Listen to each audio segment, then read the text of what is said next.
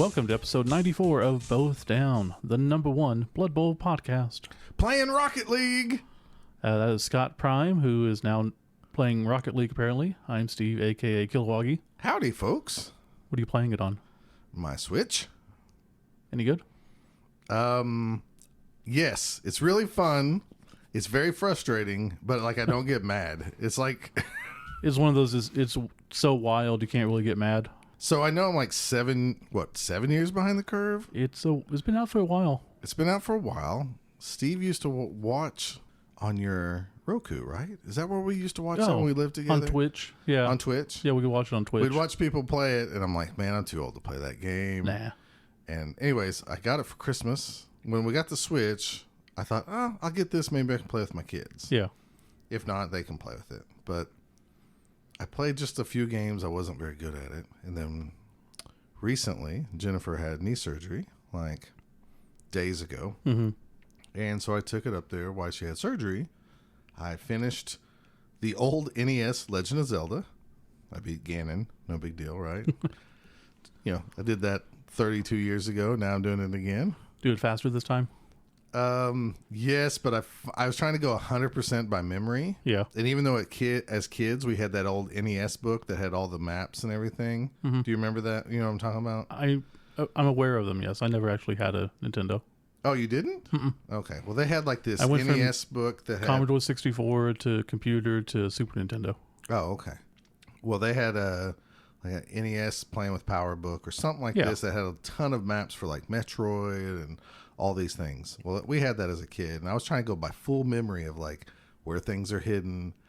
I did really good until I got to the last dungeon. Yeah. And I needed to find this red ring or something because I absorb more damage that way. And I finally went to the internet and found out exactly where it was. Unbeknownst to me, I was there one dungeon room away. Yeah. Several times. I just didn't have any bombs to blow up the wall to see if there was something behind that wall. But of course. Anyways, I beat that while she was having surgery, and then decided, why not play the Rocket League? And after a few matches, I scored my first goal, and I screamed, "Goal!" And I had my arms in the air, and then I realized I'm in a hospital area. And this little kid over by his mom and dad who did not flinch really when I did this, mm-hmm. He was smiling at me and thought I was cool. That weirdo's cool. Yeah. So I've been playing it not a lot, but I think I played 7 matches today right before I came over here. Just a little bit. Well, they have this thing. The good thing is they're fast. It's like one of those phone games where you play and you had to earn things to unlock things. Mm-hmm. They have all these skins and trinkets and stuff that you can trick out your car. I'm assuming every car is the same. I don't really know. I think so, yeah. It's just bling for your car. Yeah. Well, they have a Macho Man Randy Savage thing to fit on your car, and they had an Ultimate Warrior skin. So I've been playing this 80s type of beach volleyball matches to earn cassettes. And then I purchased those 2 items so I could trick out my car. Well, that's good. So if you're out there on Nintendo Switch, I don't know if this is cross-platform or not, just look up Scott Prime, all one word. And currently, that's the only card you have. If you might have noticed, this episode is late again. This one for a very unique reason. Yeah. Should we go into this? Might as well do it now. I feel like I've told this story at least every bit of 150 times. Yeah. So I guess one more won't Well, just kill give me. us the quick version then. Last month, on a Wednesday, it was a Wednesday. You were heading to play the league final. I was playing our league final. Yeah. My Dark Elf team. This is Blood Bowl related. My Dark Elf team was up against Michael Grubb, who's been on the podcast, his awesome necromantic team. Yeah. So I leave the house. Well, actually, in my driveway, I order some food from this place called Louie's. And I leave the house.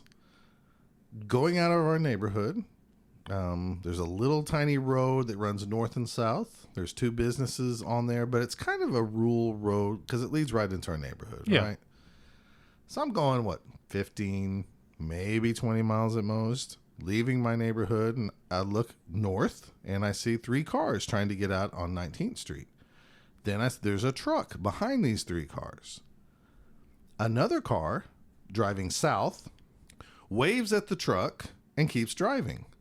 The truck throws it in reverse and just guns it. And my first thought is, what is this jackass doing? Because I thought he was going to be a jackass and pull right into the business, back up really hard and spin the wheels and drive back in.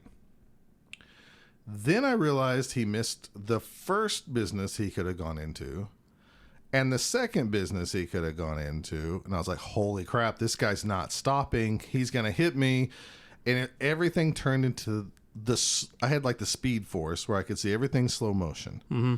And it's probably happened in like not even 2 seconds, but it felt like 2 minutes because I remember looking to the left and saying, I can't go there because that guy's car's coming. I'd hit him head on. Yeah.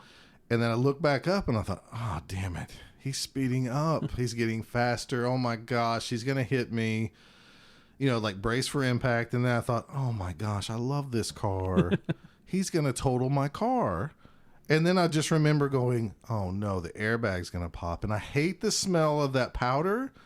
And I was just mad, just frustrated. Where have you smelled it before? When I was in a car wreck with my black Mustang many, many years ago, back when I was married. Yeah. Okay. From that. And I was just remembering going like, oh, here it goes. Here comes the airbag. It's probably going to burn my skin. Yeah. And I look down and I just watch it come out as slow as can be. It's like watching one of those nature shows where they show a flower bloom really slowly. The wild Kia Soul. But I could see the bubble coming out and just getting bigger and bigger. And me thinking like, God dang it. I'm going to have to buy a new car. I'm going to have a car payment. Mm-hmm. And boom. And then I get thrown back. Not exaggerating, every bit of 50 feet, maybe 60 feet backwards. He had to be booking. He was accelerating as we were going. He was probably, if I had to guess, 22, 23, 21 in that area. Yeah. A knucklehead male, trying to show off in front of his buddy or whatever. As soon as he gets out of the car, his truck. And Which probably suffers no damage. I had a little bit, but not compared to mine. No, not at all. We got the car. He's like, oh, man, F. Like, oh, I didn't see you. And his buddy goes, man, what the hell are you doing? And the guy in the truck goes, I thought you told me to back up. And he goes, no, man, I was saying hi. And that's pretty much the story. Jeez. And they're a neighbor. This happened in my neighborhood. That old adage, like, all 90% of wrecks are half a mile away from your house or whatever it is. This was in my neighborhood. And car's gone. Like, so gone, I can't even unlock the doors to get to the trunk. Yeah. To get, like, the spare tire. We had to carry it out through the side. The cops came, wrote a ticket. They hauled it off. Didn't hear anything from the insurance that night. Obviously, this was at 6:50 is when it started. The first thing I did, I called and canceled my order. Yeah, good call. Then I canceled Michael Grubb. Then I called Jennifer. And my thinking was, I just don't want her to worry about it. I survived. Yeah. And she had all the kids and stuff. But I found out that I should have called her first. And she's probably, I don't know. No, the others were commitments. So hers was just informative. Anyways, she came up. We got all the stuff out. We didn't hear anything from the insurance the next day. We heard stuff from the insurance on Friday. Then when they found out that I went to see a chiropractor, because Thursday, I'm kind of sore. So Jennifer forces me to go to the doctor. Yeah. The emergency room. They do some x-rays where I'm sore. I have hair burnt all over my arms from the bag. Friday I wake up like somebody twisted me up as a pretzel, and left me to bake all night. So then went to the chiropractor and all that stuff. And he said, yeah, you're all jacked up and everything. So I've been going to the chiropractor since then. It took almost 4 weeks before I got a rental car. Yeah, it's ridiculous. Almost 4 weeks. There was always something. Now, the issue was it was Mama's truck under one insurance. Mm-hmm. And it was the son driving under another insurance. And Mama's insurance didn't want to pay for it. and the son's insurance. So I guess they got into some liability of who does what and everything else. But what makes me mad is the insurance never would like just explain to me what's going on. Hey, we're just checking on you, see how you're doing. We'll make sure you get all this. We know you need some rides. You know, it was all up to me. Like the guy was like, well, you can get some Ubers and just keep the receipts. We'll pay you back. I thought, there ain't no guarantee you're going to pay me back squat. Right. So I did not get a rental till like 2 days before being 4 weeks. It was awful. Now I have a rental. They then told me that they finally took liability for the car. Yeah. And then they said, where's the car? And I said, what do you mean, where's the car? You guys haven't looked at it yet? And she's like, no, we haven't had anybody sent out there yet because we didn't know if we were going to have liability. I said, I guess the car's wherever it got towed to. She goes, well, where did you tow it to? I said, what do you mean, where did I tow it to? The cops told it off, you know. Come to find out, she was telling me that she sent a letter that says that it was only allowed to be at the tow yard for like 6 or 7 days that they would pay for it. Yeah. And the rest of the bill was on me. And I said, I've been calling you guys every day, multiple times a day. You're not returning my calls, not returning my emails. I talked to my insurance. I said, why hasn't anybody told me this up to now? I said, you realize the wreck happened in my neighborhood. Yeah. And if I would have had to hold on to the car while you guys decide who fixes it or the problem, why wouldn't I have towed it to my house to begin with when we're like a quarter of a mile away from my house? Yeah, for sure. And she's like, well, I'm sorry, sir. I don't know what to tell you. You know, we sent a letter. And I was like, well, I don't have a letter. I'm telling you, I wouldn't be upset about this if I would have just didn't care about this. Yeah. I said, why would I let it sit and cost me more money? I said, I think you guys are going to pay for this. It's been over 3 weeks. You know, this is right after it's been over 3 weeks. And long story short, she told me I was wrong and I'm going to pay for it. And then I said, well, my insurance didn't say anything about this. And then she told me what a disservice my insurance did to me, giving me advice. And it threw me through the roof. I was ready to drive to Missouri and take out somebody. Yeah. I said some things, and I don't know at that point if I even apologized for saying it. I said, you're going to have to understand. You sound like the person that would not have taken 3 weeks not to get a rental car. You sound like the Yeah. Tried to throw it back at her. Long story short, finally, I did have to go get my own money, get the car towed to my house, and sit in my front lawn after 3+ weeks. They did pay me back though. Yeah. They finally had a guy come out and look at it. I have a check supposedly in the mail right now coming my way. And then finally, maybe once I get that check in, get it cleared at the bank and can go get me a new car 6 weeks later. It has been awful. I've been having to borrow rides. Yeah. During this time, I was supposed to go for a new certification at my job. So like my stress levels are through the roof. I mean, Jen just had surgery, so you've been having Jen to had deal knee with surgery that. coming. The chiropractor's like, your heart's about to explode. You need to calm down. And I'm like, what are you talking about? And they said my blood pressure's super high. Yeah. So I'm going to the doctor in a couple days for that, because no doctor around here is going to get you in really fast. But anyways, that's what life has brought me lately. And in this time, we were days away from going to Buccaneer Bowl. Yeah. A tournament I've been wanting to go to for 2 years now. Same. The same tournament that I couldn't wait to play the team I was taking. And then I went out and found a Dark Elf pitch by GW that has the boat, because Buccaneer Bowl is played on a pirate ship. So I spent $50 on that to only be like 4 days later not go.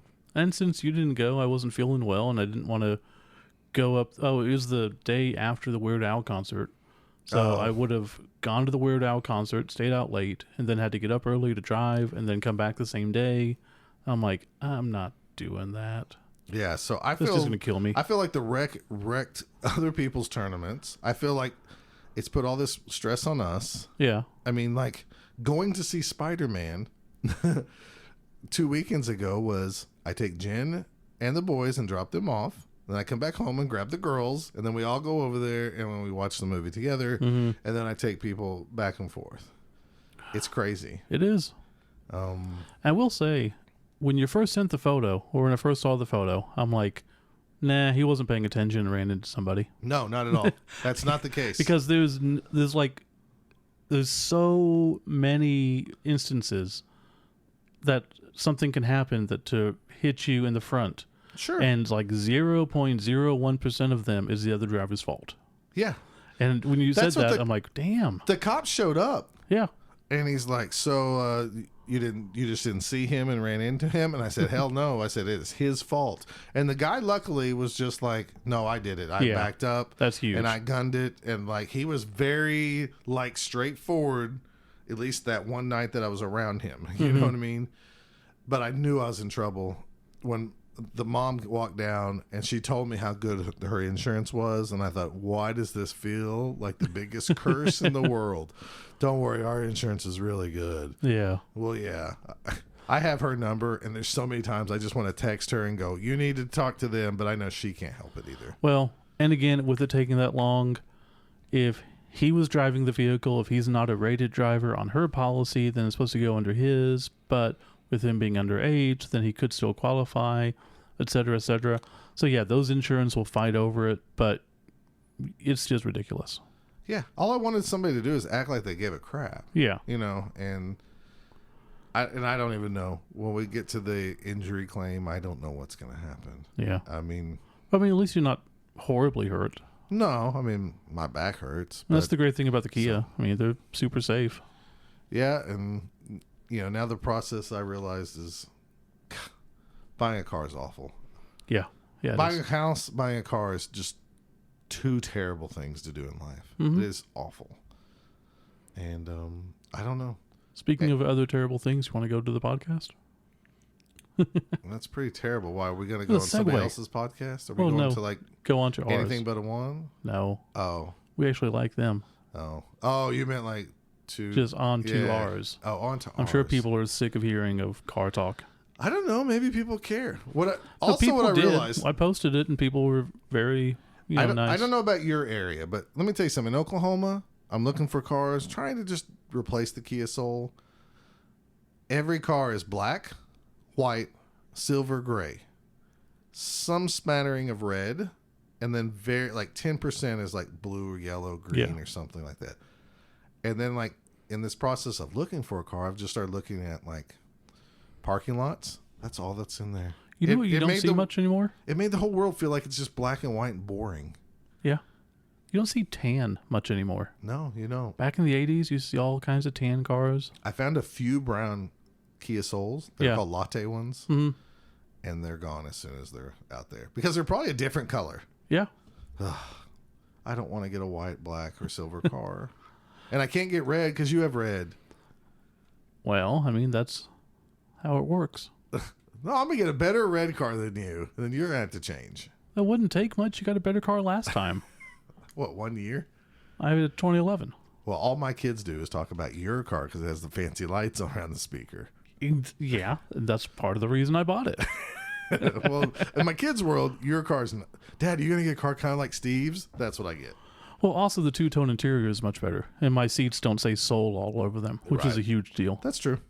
Yes, I guess we can do some podcast and talk about Blood Bowl. Thanks for everybody's, thoughts and prayers or whatever you want to say. Concerns. Concerns is a good way. Oh, and Jennifer, for those who care, she's doing fine. She's healing up really well. They took a bunch of cartilage out of her knee. And it was just big. It was in and out in an hour or so.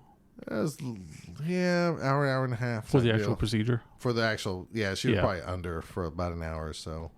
And they took a bunch of cartilage out and said, well, you're probably going to need knee replacement surgery one day. So, yay. So that's a good future omen for her. So, anyway, well, we did this last episode, but I guess we're doing it again. We're going to go over new stuff because elves have come out. Yes. Awfully fast. Yes. And then segment 2, I went to a tournament. You played a final, so we're going to kind of talk about that. Okay. And then segment 3, I've got a surprise segment that Scott doesn't know about. I have no idea. Not a clue. I'm actually really looking forward to this episode because I haven't talked to you anything about your tournament that you went to. No. So, I've been holding off. I've been around for like an hour. He even and called not and was talking. like, I want to talk about it, but I know I'll save it for the podcast. Yeah. So I'm excited. So I'm going to hear some things for the first time too, listeners. So I guess we'll be back with, which one? The new stuff. We're going to talk about the new Wood stuff. elves. Wood elves.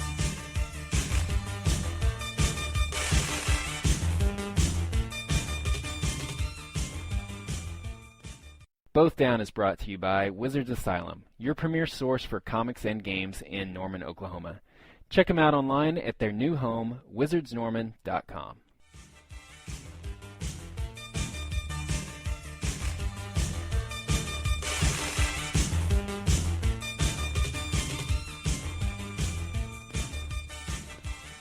Okay, like I said, last month was halflings, this month is wood elves, and next month, who knows? I assume nothing, but lizards will be announced eventually. Is it odd that these are almost back to back? Yes. months? Yeah, I'm sure there was some delay that caused them not to arrive in time, and then this one arrived on time, so that's why. You think that's what it is? Oh, I'm sure, yeah. Okay. There's some interesting changes with this new stuff. There is? Well, it has a Warhammer logo on it. All the stuff now has Warhammer logos. All the stuff? Well, maybe not the magazine. Hold on. I don't. I think it's funny No, that you it does. pointed to this Warhammer logo and nobody could see what you were talking about. I know, I was showing you. That is interesting. But yeah, they all have Warhammer.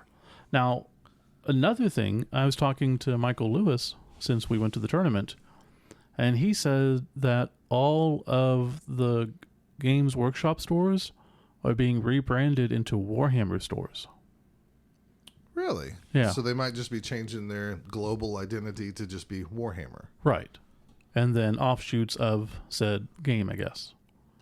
Okay. Because it has a logo. It's kind of neat. It's a lot easier to remember, Warhammer. I guess some of the stores were, they get a lot of questions like, do you sell Pokemon? Do you sell Yu-Gi-Oh? Do you sell with video Games games? Workshop, Games sure. Workshop, yeah.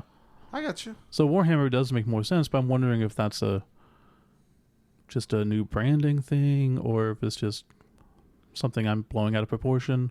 Well, maybe. Or maybe not. I don't. Yeah, Ken Henschliff up in Canada showed it to me. I was like, oh, well, that's neat. So we don't buy anything like 40K or anything like that. So I wonder if the same logo's on them. I would assume so, but I don't know. I would assume so too. I mean, it's a nice little logo. Yeah. It is interesting that you mentioned that. I did not notice that at all. No. So we have a new Spike magazine. We have a new Wood Elf pitch. We have new dice. We have a new team. New team cards. New team cards and inducement pack. Yes.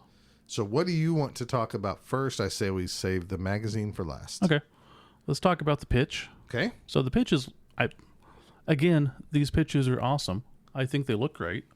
I actually bought this pitch. Really? I did. Because it's elves? I don't know. I'm kind of in this mood lately, like maybe I should buy these pitches. I think it's because it's really bright colors and looks like a football field. Yeah. I would, even if I had a chance to buy it for face value, like normal retail, I don't think I'd buy the Goblin pitch at all. The Nurgle pitch is not one of my favorites. Yeah. The Chaos Field, I think, is interesting, but Yeah. like the Halfling pitch, I had to have. This one, I was like, ooh, I really want that. I do like this one. And again, the rules are just kind of odd. You can go for it one more time than normal. So that's really good for a fast team as Wood Elves. So that makes sense. And then if during the first half 3 or more casualties have been suffered in total across both teams, the force aggression has been sated and the season changes. The second half, you subtract 1 from all armor rolls as part of the block or foul action. In addition, add 1 to the result of all dice rolls made to see whether a player is recovered from being KO'd as the spirits emerge from the tree hollow to care for the injured. So it's interesting. So I have not opened mine up yet. Are those rules on a card inside the book? I don't know. Okay. I don't open these things. Oh, you don't at all? Not anymore. Oh, okay. I mean, I'm not going to play on it. Well, I was gonna. I'm an idiot. I mean, I'm just buying it to support the store and everything. I actually like playing on them. I wish the dugouts and stuff were built in. I mean, Yeah, that's really, I have no reason to buy them besides I think they kind of look cool. And I didn't even get to open my Dark Elf because we didn't travel to that one tournament. yeah. I do like that they have the optional rules. If those optional rules are on this little cardboard box only, I don't like that. It's probably the case. I assume so too. The least of these rules make more sense. The halfling ones were horrible. Oh yeah. So next up, I guess we can look at the dice. Got bronze, swirly with green. Bronze and slime green or something. So it's kind of like a coppery. I think they were trying to go for fallish colors. Yeah, I mean, I like them. They're okay. I bought them. I don't know. I'm not looking forward to like ever using them. No. Where like the Dark Elf ones, they're that purple color with the white. They really pop. These are just okay. The Dark Elves are awesome. The Undead's awesome. I really want to like the Elf dice. I even bought extra ones of that because I figured light blue ones. Yeah. I thought I'd use them, but after kind of using them, can't see them too well. Yeah, I mean, we're just older people. I mean, when I was checking out at the store, somebody saw like me checking out and getting those Wood Elf dice. Now, what are these for? And I was like, Blood Bowl. Wow, they make dice now? And he knew about Blood Bowl. He's like, maybe I need to order a pair. I was like, okay. Good. So, I mean, he's younger. He liked the look of the Wood Elf dice. They're okay, but if you said what would be better, I don't know what I could tell you. Yeah. So. I will say, dice seem to sell. Like any store I go to, they're pretty low on dice or they're out completely. Mm-hmm. Teams sell decently, it seems. The magazines sell. But those freaking team packs, they just sit. I agree. They're just too expensive. They're full of crap, and not many people care anymore. Before we get to bashing that, though, the actual team itself looks nice. Yeah. The Athelorn Avengers. It's got us, a bunch of like female options for some of the players. Now, apparently these are also horrible to put together. Oh, are they like the Dark Elves? Yeah. And they also sit on, like one of them attaches to the base. None of them have slots. Okay. Completely no slots. No slots. And then one of them attaches to the base on just the whisper thin, like leaf thing, like a blade of grass. That must be this dude over here. Yeah. So some people hate it, and then other people are like, just use plastic glue and it's fine. I say it every time. I like how these look. If somebody gave me one, I'd buy it. I don't need to buy these. Well, but if they were maybe more of them were on 2 feet and they weren't on a blade of grass or just on their tippy toes, I probably would be suckered into buying these a lot easier. I like these being that dynamic though. That fits for these. I don't have an issue. And you're right. With this team, it does fit that. Yeah. I do agree with that. Even the catchers don't look like they're just jumping up, like straight up, like those old 5th edition or whatever. Yeah. 3rd edition No, Pro fifth. Elves. They're 5th. Okay. Yeah. Those were terrible. These look like they're at least in motion of running and like saying like, hey, I'm open. Look at me. I do like them, but I don't want to deal with gluing little things. Again, they're not built for me. I think these are wonderful. You know what? I think the design's nice. I think they're different. Mm-hmm. I think they look great. They're not so different that, like, how people hated like the Nurgle Pestigors. Yeah. Because they look like ran over reindeer with branches. Yeah. These are different. Seeing them in person, I like them better. Yeah. But these are different. It's just a different Wood Elf team. So here's part of the issue I just thought of a while back. We, unfortunately, don't play in a giant league. We don't see a lot of people with the new figures. If we started playing against people that only had the new figures, we would probably change pretty We would quick. be buying new figures because they are just so much bigger and more dynamic. Mm-hmm. They're great. They just really are. No, I totally agree with what you're saying. But where we have everything, then it kind of defeats the purpose.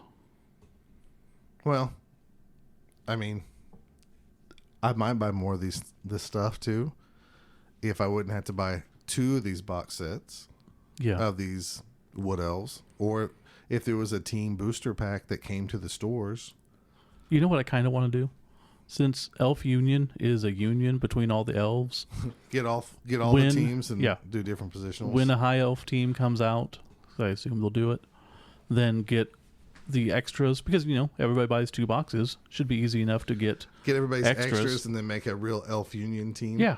That would be kind of And neat. have them painted like just a little bit different. I mean, this is never going to happen because I'd have to get other people to paint my stuff. Sure. I think you're 100% right. I think if we played in a league where 9 out of 12 people had new teams, we Yeah. would go like, well, I'm going to go ahead and buy these orcs because I'm going to play them next season. Yeah. I mean, Not a let's- big deal. Yeah. Let's talk about the cards. So the new team pack, it's a team pack. I didn't even open it up. I just don't care. Okay. I mean, what are we going to say about it? They haven't said about every other pack. Sure. You know what? Look, it's too big. It's too expensive. Not only is it that, I'm sure this is full of those blank cards that no one ever uses. Okay. And we didn't even talk about the prices on everything going Oh, up. I was going to wait that till the end on that. But okay. Yeah, that's fine. We can talk about it now. Prices on everything went up. I don't even know by how much because I just told Brian, the store owner, here's my credit card. I don't even want to know. It's like you're... Steve, you don't have to buy everything. It's like Blood Bowl is my financial dom. Exactly. You just hand over the money and you don't even know what you're getting for it. I want to support the game. I want to support the store. It may stop in the future, but as of right now, I'm just being the sucker.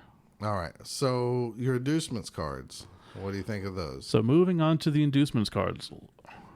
I guess it's not wrong if we go through what's in them Yeah, because we're not giving away anything. People can tell. So we got a kickoff table, which is really handy. Assuming it's all done correctly. I assume it's copy and paste. Mm-hmm. We got a current weather thing and a weather table, so that's nice. We got the old agility table Sure. that we used to have, and a passing chart. I think that's good too. An official passing chart from GW. So now nobody can say Nobody like, can theirs complain. is this way Yep. and this every is single person who's like, well, no, the new edition, it's 7, not 6. I'm pretty sure it's 7. Are you going by the new rules? Are you going by the old rules? Because I'm going by the new rules because it's so cool. right. No, dude. We have a card. It's official. Shut up. Now, as to interceptions, that's still wonky. Another thing, we have our throw-in template, which shows you how to do it correctly, which is nice. Mm-hmm. And then the glorious scatter template, which proves to every frickin' person in the world who ever doubted that it goes with the 2-headed north or in a cardinal direction. I don't care which direction. Right. You mean you don't put 1 right there? Yes. They just so many people. Well, it doesn't matter. It goes 1, 2, 4, 5. I hate all those people. All you people. Well, no, see, if I just put the 1 there, then it's a 1, 4, 6, 3, 7, 5, 8. I mean, it makes sense. No, You're not going to disagree. I'm not going to disagree with you. it at was all. developed for a reason that way. Just frickin' do it. Yeah, exactly. Okay. So moving on from that, we got our horticulturalist of Nurgle Okay. with a picture. Drukai sorceress. So these are all With the the little picture. things that are in the back of the Spike magazine. Yeah, they're in the inducements. the new inducements. Mm-hmm. So I like this. Chaos sorcerer. Uh-huh. a Some of picture? them have artwork. Krot Shockwister, who does not have a picture. No, I wish they all had some type Yeah, of artwork. that kind of bothers me. Galandril Silverwater, Fink de Fixer, Horatio Schottenheimer. We got a frog when they get transmogrified. And then the Hireling Sports Wizard. It's actually on 2 cards, which is fine, I guess. Right. Kind of bugs me, but... we got our Halfling Chef. We got our Plague Doctor. We got our Igor. A Wandering Apothecary. Extra Team Training, which just seems weird, but yeah, we got it. Well, they need to fill some space. Yeah. I mean, they're never going to say that, but Bribes, which is good. feels like they could have put like on the back of the card, like somebody stomping somebody or or a referee. like they did with the weather. Just put like 5 money bags so Yeah. you can show how many you have or something. We got a Budweiser keg for $30K. What? So yeah, we're getting into the, oh, by the way, we're going to raise all the prices and give you screw ups. Right. How hard is it? I mean, it's right after the meteorological, or the weather mage, and the weather mage is $30K. So I'm sure someone screwed up and just didn't copy it, Right. put the information in, but I don't care how many people you have there. This is unacceptable. Well, here's the deal. Neither one of them should happen. Okay. Mm-hmm. But if this was a small company, Yeah. like the creators of Death Path, you Yeah. go, oh, well, there's only 2 guys doing it. There's got to be at least 4 guys doing it at GW. And this has been a rule that hasn't changed in 25 years. At least, yeah. To my knowledge, I mean, I could be wrong, but Yeah. the kegs have always, Bloodweiser babes have always been $50K. And maybe it's something that is outside of their control, like they sent it to China, whoever manufactures it, and they screwed up somehow. Sure. But if that's the case, then correct it, because they should have got a demo beforehand, or they're just playing fast and loose and not. I'm sorry. We need to have a new card. If I bought this, I need a new card of this sent to me for free, or put in a freaking White Dwarf in the future. Exactly. That's what I Period. was going to say. Put it in the White Dwarf, or you send them to your Warhammer stores. Yeah. And you say, if Steve walks in and gives you this old one, give him this new one. Yeah. Now, you, being a collector, would probably go buy a new set and keep it sealed, which is fine. I would have to. They make money that way. They do. Me, I would go change it out and be done with it. Yeah. The bad thing is you want a game to grow, and then you might have a rookie who buys this, and then him and dad's playing at home, and then when they come up to league night, they get mad and want to argue with you. Yeah. And can you fault them? No, not at all. So I agree. I think it's ridiculous.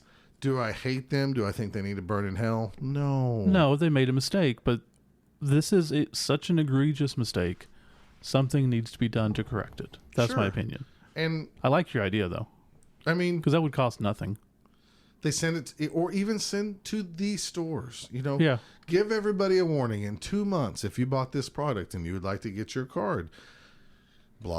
Yeah. Bring your pack in, and we'll give you a free card. You don't even have to give us the old one. Yeah, Keep it as these a collector cards- idea.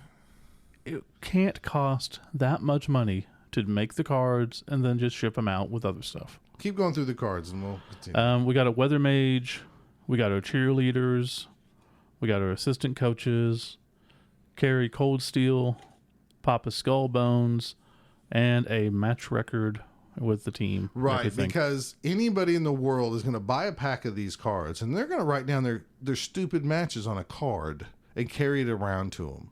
They might. Hi, I know you're playing me at I'm Gen not Con. gonna complain about this card. That just is what it is. Well, if they said it's built so you can make copies of it and keep one at your store league and you can see this or that, fine. You mean like in the old days where they would give you the rosters and go, yeah, go ahead and make copies. It's fine. If that's what they're saying, fine. But I just think I'll throw it out there again. Who buys these cards and then starts drawing on the back of the cards to keep their records? I bet not many. We know of one person confirmed. And that's it. Okay. That's still one more than I expected. So, you put these up before I wanted. Oh, you to- sorry. Okay, I don't know if you counted the cards. I believe there's 26 cards in that little box. Oh, I didn't. I could be wrong on that by 1 or 2, but I believe these card sets cost us at our store $27. What? So you're paying about. I paid $27 for that? I'm pretty sure you did, or Holy- at least for your card pack you did. And I think these were about the same price. Okay, I take it back. The dice They now at our store, absolutely need to get that fixed. the dice at our store cost $15 now retail. The magazine is $15 retail. I'm not. How much is the team? The team was, Is it 40? I'm guessing. I don't know. It was 35, so I don't know where they're at now. I did not buy that. I know the fields went up, I think, by $2 or $3 itself. Fields were Here's the expensive deal. to begin with. I was buying 2 sets of dice and 2 magazines. One, because I want Mr. Pete Nifton to continue drawing magazines, and I know it doesn't help, but if 500 people buy 1 extra magazine, Yeah. that's 500 more sales than they can see in their thing, and maybe they keep doing these. I love these magazines, and so I'm trying to support with my dollars. Yeah. But we might now start getting to a price where it's a big difference spending $25 and $30 for 2 magazines. I know it's not much, but at some point there is a breaking point. Sure. I get that.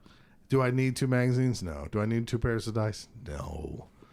But that's what I've been doing. $27 for those cards? I believe so. That's ridiculous. I mean, you're not using any new art. You're not creating anything new. You're copying and pasting and failing at that. And it's 26. I'm paying $1 a card when cards cost 5 cents to make. Yeah, that's ridiculous. They don't cost much. Here's another thing I wish they would do. Now, of course, they would probably say, "Well, we charge that much, otherwise we can't make them." Okay. Don't make them. Well, I don't know. I don't know how useful they are when we have the same rules in the magazines, but they are neat. They are. The thing is like, I don't need to have them in plastic, like a plastic sleeve, like a magic sleeve or something like that. But at the same time, I don't know why they just don't make some, so we would be tempted to buy them. Sleeves? Yeah, they did. They did with a big logo on them. Yeah. Now those won't work with these because these are double-sided, the inducement ones. That's very true. So there have been multiple people online looking for stuff, and I've found ones that work similar, but I have to cut the top some. Okay. I mean, I know they have an odd size. I'm fine with them having their unique odd size. I'm all for that. I'm all for them doing that. If some people are buying these and they're filling them out, let them do that. That's fine. But yeah, the typos are really important, especially on that type of rule. Yeah. I mean, you could have just included some inducements in the team pack instead of those stupid blank cards. Wow. And done it in 2 releases. I totally agree with you with that. That would have been a lot better than all those blank cards. Yeah. Is having the inducements that are in this Spike magazine over there. Yeah.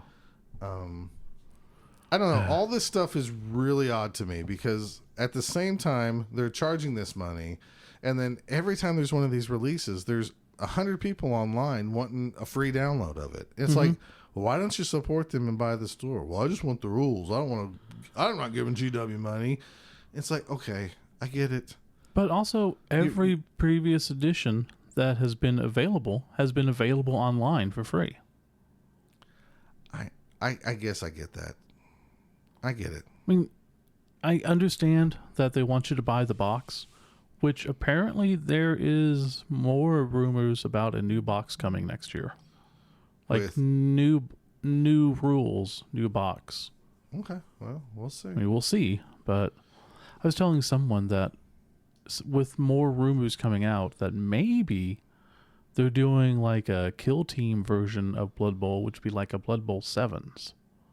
So then you could just do 1 box and be fine, and you'd get a smaller pitch. You still get the rules. Maybe. So that would be the new rules. Like, you're not actually changing the core rules. You're just doing a new game. A different version of Blood Bowl. Yeah. For people to play. Okay. Dude, what if it's Dungeon Bowl? You know how happy we'd be? Oh, I'd be happy. Yeah. I'd be really happy. So it's possible. I mean, the thing is, if it's brand new Blood Bowl rules, we're going to try them out. If we don't like them, we're going to stay with these rules. Is there any possibility we'd like them? The new rules? Yeah. If they were drastically different than the regular Blood Bowl that we play now, is there legitimately any chance we'd like them, no matter how good of rules they are? I think Wouldn't we automatically have to hate them? Because they're just different and they're not our Blood Bowl. it's hard for me to fathom why you would change the rules now after releasing so many things that really are positive for Blood Bowl. We don't agree with the team card pack. I think is great. The blank cards I don't think is great. Yeah. You want me to buy every one of them? Re-release them without the blank cards. Make them a little bit cheaper. Boom, done. Bought. I'll buy them again. I'll buy them. Sure. I bought the inducement cards this time. I bought a magazine this time. I bought the dice this time. I bought the pitch this time. I did not buy the Wood Elves because, frankly, that's one of the newer teams that I have painted. You know, I've only played them in one tournament as my Wood Elves. Yeah. So I'm gonna stick with them. But they're nice models. Yeah, absolutely. They really are. And every time I complain about a model being on 1 foot, that doesn't mean I don't think it's a beautiful piece of art. Mm-hmm. That means I don't want my clumsy hands dropping it, stepping on it by accident, or just filling with it on the pitch and breaking it off its little toes. Yeah, but I don't think the new ones do that. I mean, They might not, but I don't care what anybody says. The Skaven tails are terrible. I've had some that break at a moment's notice, and I've had some that have fallen on the tails and been fine. Sure. So it's just kind of a crapshoot. I'm saying no matter what, I will never buy a Skaven team. Sure. I mean, if you said it's only $20, I probably still don't buy a Skaven team. I say you just cut off the tails. Teams, all the other teams I would buy. Yeah. If you say, hey, Scott, there's this deal for a Snurgle team, $20, boom, gone. I love the look of the Skaven team, though. I love the look at them. I'm saying they're too fragile for my monkey hands. Sure. All right. Are we going to go through this Spike magazine journal? Sure, we can do that. Okay. Since it's here and all. All right. So normally I go through the inside cover, and they have the team painted and names, which is always awesome. Mm-hmm. This time, usually it's about 90% old stars, I would say. Maybe 1 or 2 that aren't. I would say it's only a few old stars. It's usually... Are you talking about like Lord Nuffle and stuff? Yeah, usually the names are in there somewhere. Okay. This time, Morwind's not. The Cathrian Waterfall was an Elfheim Eagle from the Stars book. Okay. Isis new. Gem was in the 2nd edition box. Luarin Proudbow was in White Dwarf 101. Yeah, he was a star player lineman. Norraine is new. Edriel's new. Celion's new. And Dasith, or whatever, is new. Yeah, the Lauren Proudbow is the only one I recognized. And Which I thought is weird. Jim Goldstar was around, but I don't. What was he? Yeah, Just like a blurb? It was in the 2nd edition box. Oh, I didn't actually check it out. Yeah, Lauren Proudbow was a star player, like a little star player card, and he was like a lineman back in the day. So I find it weird when they change these guys to like catchers and stuff like that. Oh, hey. Is that new? What's that? Very bottom. Games Workshop website, Forge World website. I think it is. Isn't that one of our chief complaints usually? Is that... Let me go double check. Sir? What? Are we being too literal? No, you fool. We're following orders. We were told to comb the desert, so we're combing it. Found anything yet? Nothing yet, sir. How about you? Not a thing, sir. What about you guys? We ain't found So I thought this is new, but I guess it's not. You're telling me it's been around since the first one? Yeah, I just went and checked. It was in the first one. Okay. Well, we're idiots. It's very small, though. Yeah. And you wouldn't... It doesn't say go here to buy new models. It just says Well, that's website. So I still feel justified. Then we have the Welcome Back Sports Fans, which is the L. Ron Elfman, guest editor of the Spike magazine. You know, the normal intro. Yeah. Being all kooky and fun. We got the breakdown of the team. We got what positions they are. We got ourselves some famous Wood Elf teams. The Laurel Lorne Paladins actually say that they had 2 trees at one point. So, if I remember right, that's where that Proud Bow guy was from. Oh. In the White Dwarf magazine. Okay. I could be wrong on that. There's a lot of fairies and stuff with this. Yes. Because it really goes into the fluff, the idea that the elves receded, went into the woods, and made friends and with all of nature and all the creatures and everything there. Right. These are like the hippie, tough elves. Just Well, they're not tough, but they're also not. They're not savages. they're just elves. They're wood elves. I mean, they're everything you think a wood elf would be. I got the feeling reading some of this though, like you didn't want to be in the forest with these guys. Isn't that what you kind of got the feeling? Not so much from the elves. Everything else. Yeah, I think it's just Okay, because it's nature, and they're trying to play into the wild aspect of it. So the famous wood elf teams. This is where I'm like either super excited or I get bummed out because like I love seeing old school teams from 2nd edition, 1st edition, wherever. And we have the Bilbali archers, and you can see some of their miniatures, throughout the old 2nd edition stuff, like little painted models and stuff like that. Mm-hmm. And the Lorland Paladins, and then Pine Crag Pioneers, which is okay, team name, and then the Green Glade Rooters, which I hate that team name. And they're also not technically a wood elf team. Well, It's a team of forest spirits. So spites, dryads, and tree men. okay, let's talk about what you just said there. Yeah. When I first read this, a great many spites, dryads, and treemen. Mm-hmm. I thought they meant to say sprites. Everybody does. But no, spites. So I Googled spites. Okay. And I got like the definition and stuff like that. It was not until I typed in Warhammer spite that I got that these are a little race of like, creatures. Mischievous fairies, Yes, basically. Yeah. But it took me looking up Warhammer spites. Makes sense. Saying if I wouldn't have even done that, one of the first things I would have said is, man, there's a lot of typos in this. Oh, there's still a lot of typos in this. But that's not one of them. I figured that there's no way they could have had a typo of sprite versus spite this whole time. So No. The spite is a creature in the old world Warhammer universe. Mm-hmm. So, anyways, I thought why would it not be a sprite? But this also this plays into the fluff of the universe that if you want to play Blood Bowl, we don't care what you are. You can play. You don't have to be a race-specific team. You can just do whatever you want. I'm fine with that.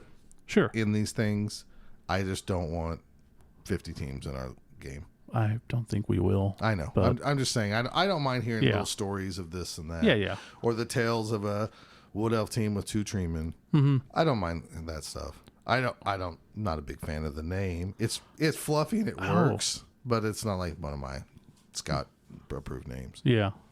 Speaking of going back a second to the team, and speaking of misprints, we forgot to mention that inside of the team box, it lists your catchers as 9 movement.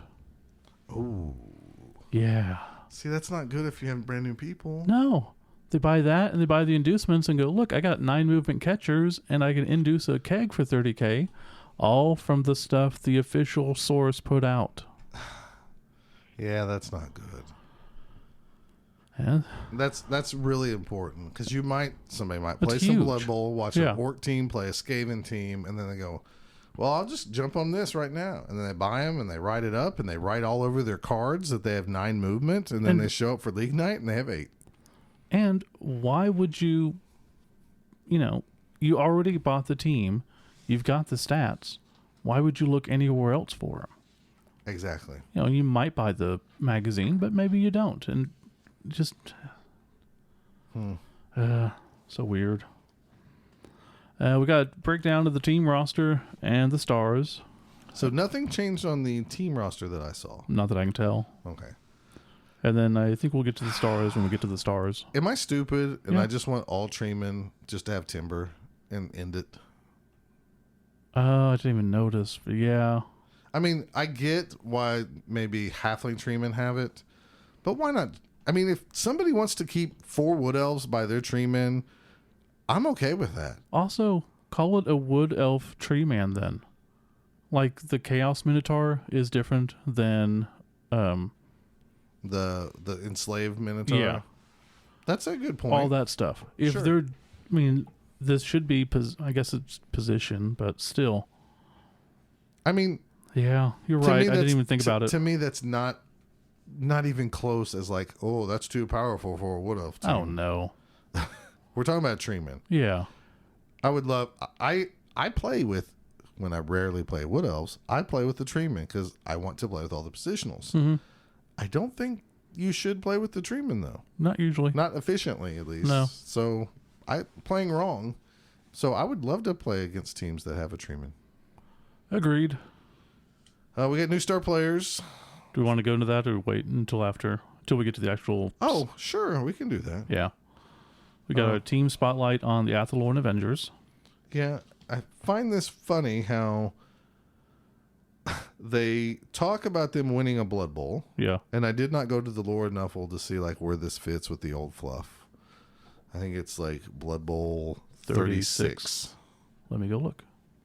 Do we know when 36 would have been? 2496, yeah. Athlorn Avengers. So it is listed. Okay. So they talk about Blood Bowl, them winning Blood Bowl 36 against the Death Squad, which is like a big deal, right? Yeah, absolutely. So when you go over to team profile on page 8, team colors, team owner, head coach, players, team honors, doesn't mention the Blood Bowl. Not at all. Is that crazy of me? Well, also it says most improved hairstylist and Spike Magazine's most punctured player award. Are those awards you would get as a team? I don't know that either. That was seems odd. That was going to be part 2 of what I was going to say. No. Most you're punctured right. player award. It Seems doesn't- odd. Yeah, it's like a player award. So I don't know if something messed up there, but surely you would have listed like winning a Blood Bowl. Well, yeah, I mean, it's mentioned elsewhere. I mean, it's a team honor. But if it's mentioned elsewhere, then they don't really need to put it there. It's also not mentioned in the career highlights of this team, which to me makes it feel like maybe somebody wrote page 8 and somebody different wrote page 7, Well, that's weird. which is possible. Nah.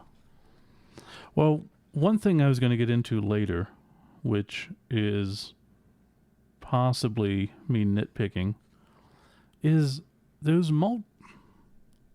I'm probably wrong on this, so don't jump it down my throat.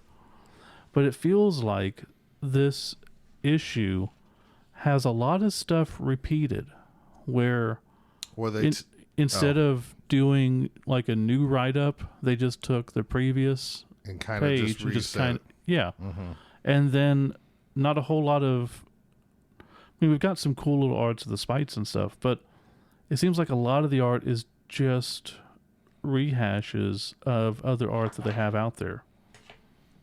Well, So I'm probably wrong on that. let's keep going through the magazine. So, anyways, in the career highlights on page 8, there's nothing mentioning them winning the Blood Bowl. Yeah, but they mentioned that in the beginning. They mentioned it on page 7, Yeah. but if we were talking about a pro soccer team or a pro football team, and we're talking about the career highlights, and the team only won 1 Super Bowl or 1 league championship, we probably would have mentioned it during the career highlights or the team honors. Again, it just feels like Steve wrote page 8 and then Scott wrote page 7, and we didn't really have a big long conversation on maybe one of the most important things in a league's a team's history. I think this is just other team honors and other career highlights. Okay, if that's how my you take took on it, it. that's fine. So I don't have too much of an issue with that. On page 9, we have a cool Hall of Fame Athlon Avengers roster. I love these. I think it's cool. I like seeing how they kind of give some players skills and stuff and what they give them. There's a guy named Honeydew Meadow who's just a rookie lineman with nothing, and I like that. I think that's neat. So, And then they've got the special ability that when someone gets pushed out in the crowd might keep them for the rest of the game. Yeah, that's kind of neat. We really should maybe try to do some. We always say this. Keep saying that. I really want to do it like just a tournament with these teams and see how they play out. Yeah. That's never going to happen, but we could. No, it's not. Page 10, Jordell Fresh Breeze. Looks cool. Yeah, this is a pretty cool picture. I'm assuming this is what the new model is going to look like. Big long spike glove. Is there already a model out? Can't remember. I don't think there is one for There's an L-Drill. There is an L-Drill. So this also has listed that Jordell played over 2 decades, and then has the dates listed as 2476 to 2794. Yeah, I saw people complain about that too. Yeah, you would think maybe, again, double check something we're going to be paying out the butt for. But he got it says constantly retaining the Blink and You Missed It award between those 2 dates. I mean, it is over 20 years, but it's also over 200 years and well into the future. Oh. Yeah. But that's a different place. It's the second paragraph. I see. Yeah. Oh, you're talking about 2476 to 2794? You saying that somebody missed the... it would be 2494? Right. I got you. Okay. I missed that myself. But just saying. Yeah, but that's kind of a big deal, or it is to some of us at least. Another thing is on that spike card, his position is listed as blitzer. Instead of war dancer? Instead of war dancer. Yeah, that's interesting. He is not a blitzer. He is a war dancer who likes to blitz. But the war dancers are the elf blitzer, wood elf blitzer. I get that, you get that, but at the same time, if I was brand new, I'd go, why is this way? I mean, because there's no blitzer position. There's no blitzer on the team roster here. I know. But maybe in universe they're called blitzers. But I've always assumed that war dancers are the elf blitzer. They're so skilled at blitzing that they have dodge and leap and all that they're a war dancer level person. Yeah.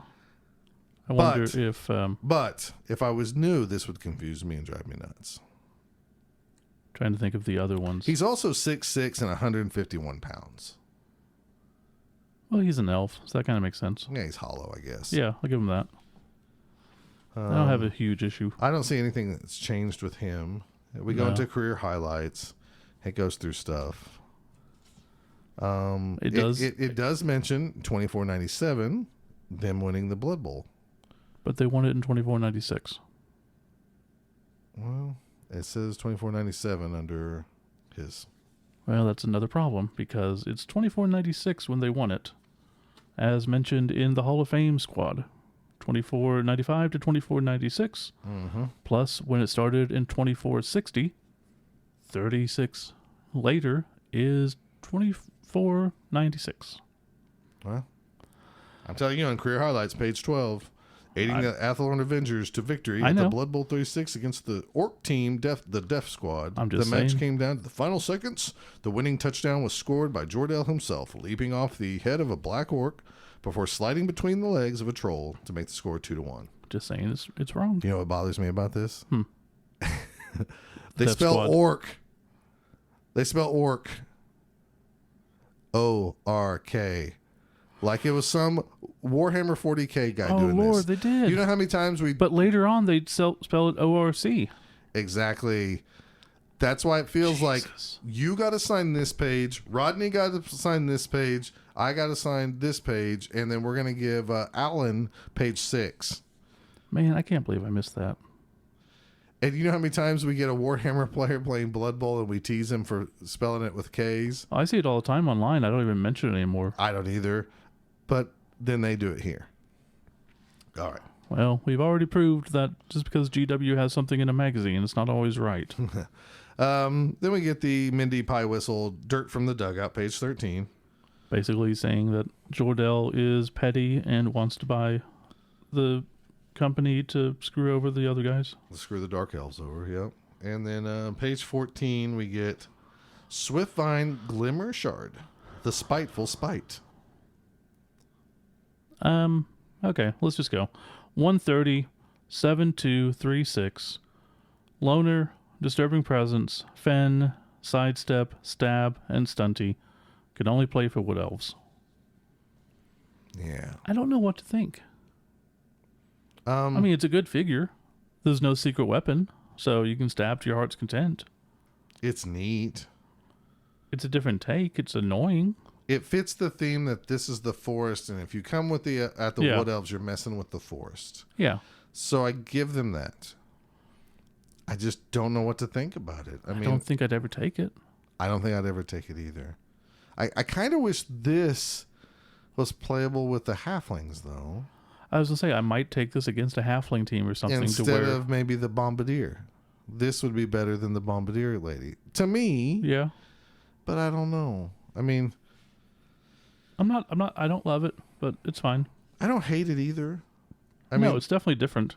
I like the artwork. Yeah. The artwork's nice. It goes through the career highlights of this player. I think a lot of times, though, when I see all-star players for Wood Elves, this is a team where you're going like, dude, even if I'm down players, I'm not going to be able to afford any star players. Yeah. And then it goes from that to the how to play Wood Elf for some reason. Right, and they got, I guess, the online player Don Vito to do this article. Okay, but why does it go from Star Player Spotlight to Playbook and then to Star Player Spotlight? I don't know. I really don't know. I guess it went from Star Player from Jordell to the Dugout to that to the... Okay, they're just mixing it up, I guess.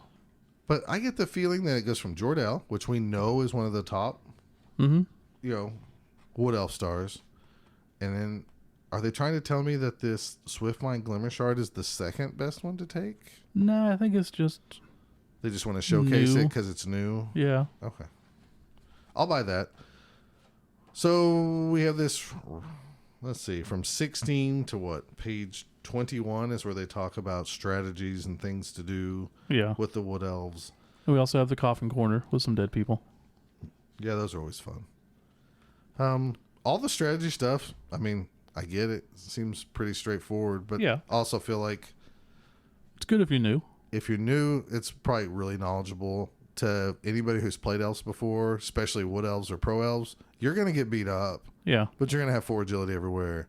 And even if you have 6 players in the field, you have a chance probably to score. definitely. So then we get to page 22. We have Willow Rosebark, which seems like the third player that they're showcasing. I still don't like her, but I tell you, I like this art, which is very similar to the actual model, but I like the look of it much better than the model. Because the model's painted all nice and colorful, where this is dark and foreboding. Mm-hmm. I like this. I think I'm just so set that my little dryad chick that I use for Willow Rosebark is more female with leaves and stuff on her. Yeah. That this is not the look I like. But it works. It works really good. Yeah. I mean, it goes through her 2 pages of her like career highlights and stuff like that. She hasn't changed at all that I noticed. I don't think so. 150 gold pieces, Dauntless, Loner, Sidestep, Thick Skull, and she can play for Amazon, Halfling, and Wood Elves. So, Next up, we have Zolcath the Zoat. so have you ever heard of the Zoat? No. Are they Zoats? I always called them Zoats. Okay, we'll go You ever with heard Zoat. of these? Nope. Okay, so how many legs does he have, Steve? Well, from this, you can't tell, but they have 4. Okay, did you look him up? Yeah. Okay. Because I thought, because based on, I used Jeopardy logic, says his quote is, "Everyone keeps saying I'm the dark horse of Blood Bowl, but I'm a Zoat, not a horse." Right. So that made me, and his picture's kind of wonky. Covered up. Yeah. Right. So I'm only going to go by memory. I didn't look this up. I was going to, but I just didn't. Last seen in the 80s, I think. It was in the old Warhammer role-playing game that I Yeah. still have at my house. And I had this big adventure planned for my group when I was running the thing. And they were eventually going to come across a Zoat and get like some magical weapons from him. Like if they helped him out in this situation. But yeah, he's like a Centaur a centaur or whatever, So to me, but he's a lizard one. makes me wonder. It makes me think of the Green Martians from John Carter from Mars, and the main one there is Tars Tarkas, because they have the 4 legs and the 2 up on top. So I was wondering if maybe Zolcath the Zote was kind of like a play off of Tars Tarkas. It might be. Maybe. I was very happy. That's like a real stretch, but I was happy for this in the fact of like, oh, that's cool. He plays for Lizardman, Amazon, Wood Elf. I think that's neat. I wish he was included with halflings as well, because supposedly, from what I remember, that they're like very legendary, like the unicorn. And it basically says that they're rare to find. Yeah, they're super rare to find. But I think it's a cool thing that they pulled something way out of like the Warhammer history to bring into this. Yeah. And then it made me mad that we refused to acknowledge the aliens that took over the world at one point. Not the space frogs, but the aliens that used to rule the old world until they slowly slipped away. Pretty sure the Zotes were aliens as well. So, I don't know. There's a small part of me. It's like, maybe they're going to give us the Slan eventually in Blood Bowl. But this was really neat, and I would have never, ever thought we'd have got this. No, definitely not. I mean, you could have told me we were getting Lucky Luke back before this. Yeah, for sure. Because when I saw this, I was so excited. I was like, oh, that's cool. It's a Zote. I wish the picture would show more people this, because nobody knows. No. And the artwork doesn't show that he has 4 legs. It just makes you think he's a lizard man. Yeah. So, Which some people were like, well, are they going to rename the lizard men Zotes? No, because it says lizard man down there. Right.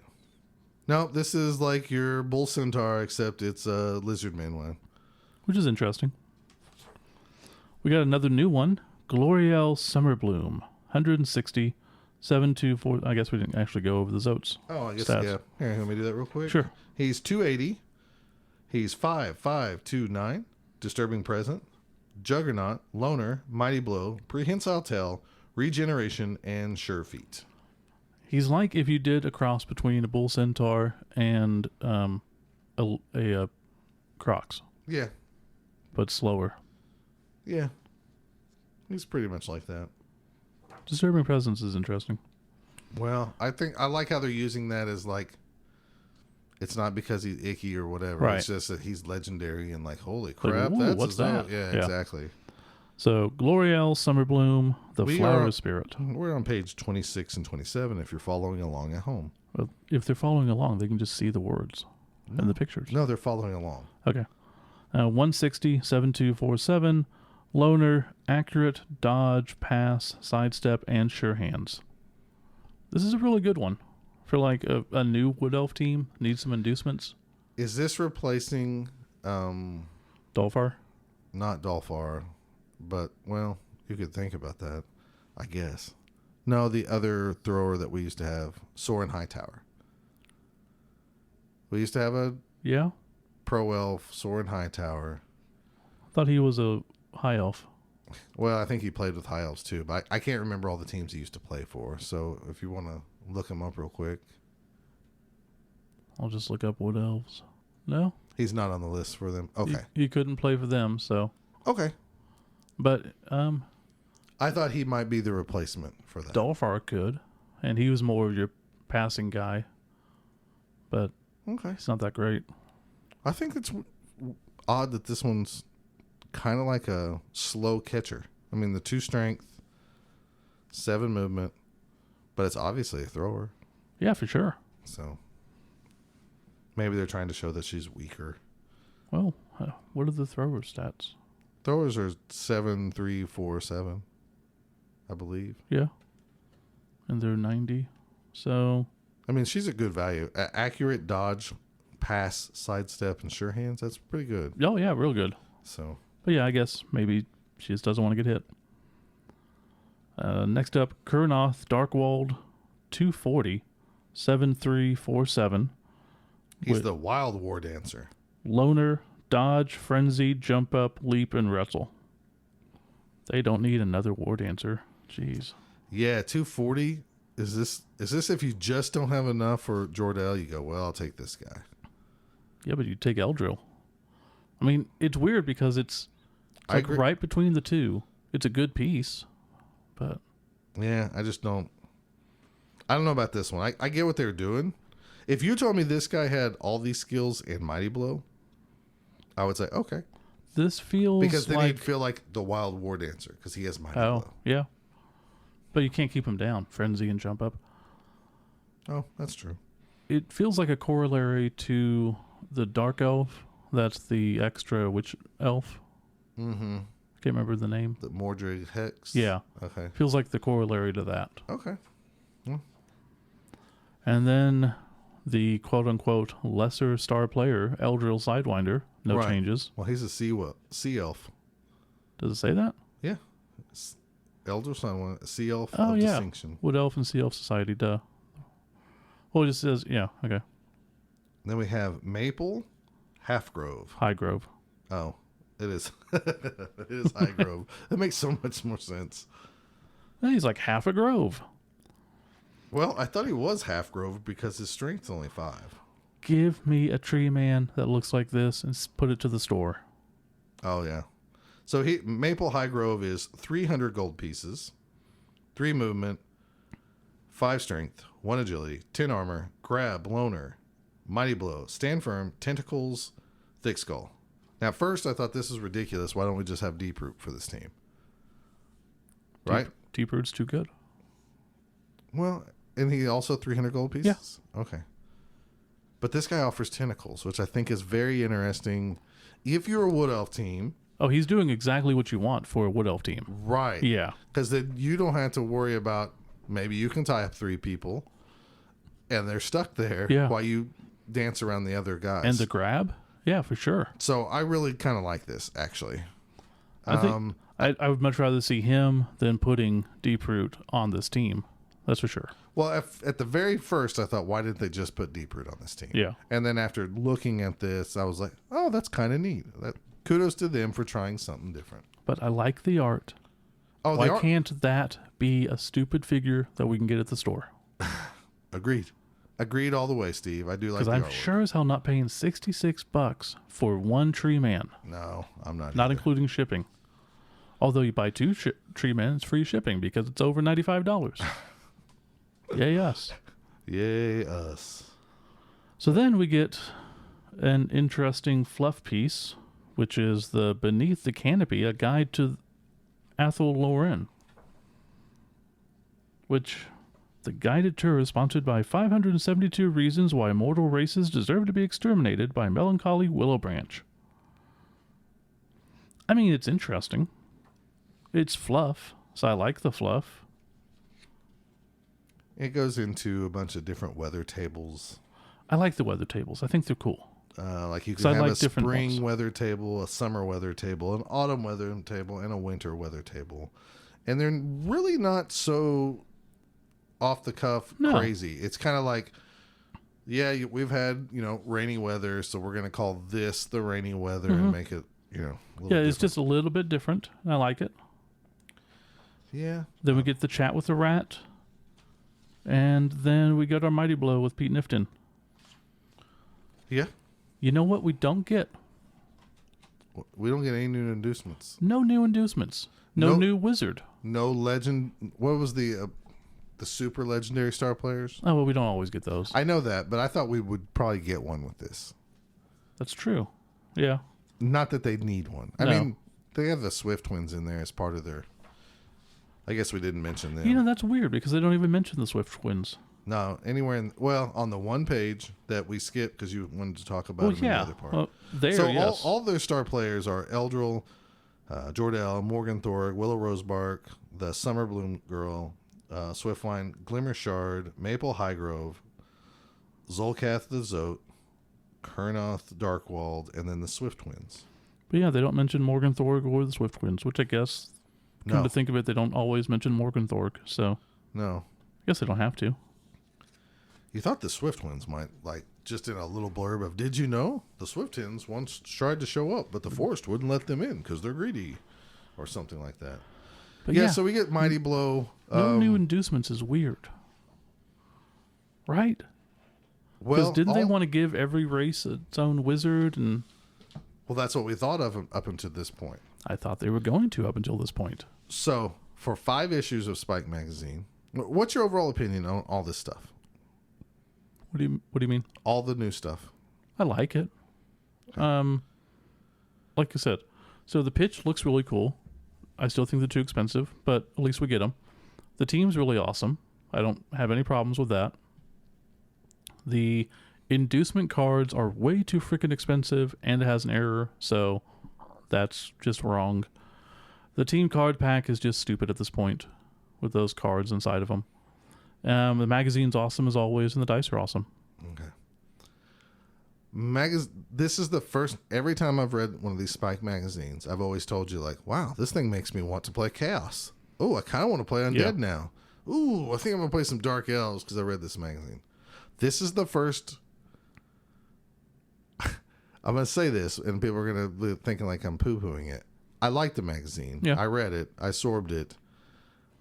It just felt like if maybe there was a team of 10 people that wrote all the ones before, but it really felt like different people were writing different sections of this that maybe weren't talking to the other people. Yeah. It felt like it was done quickly. Yeah.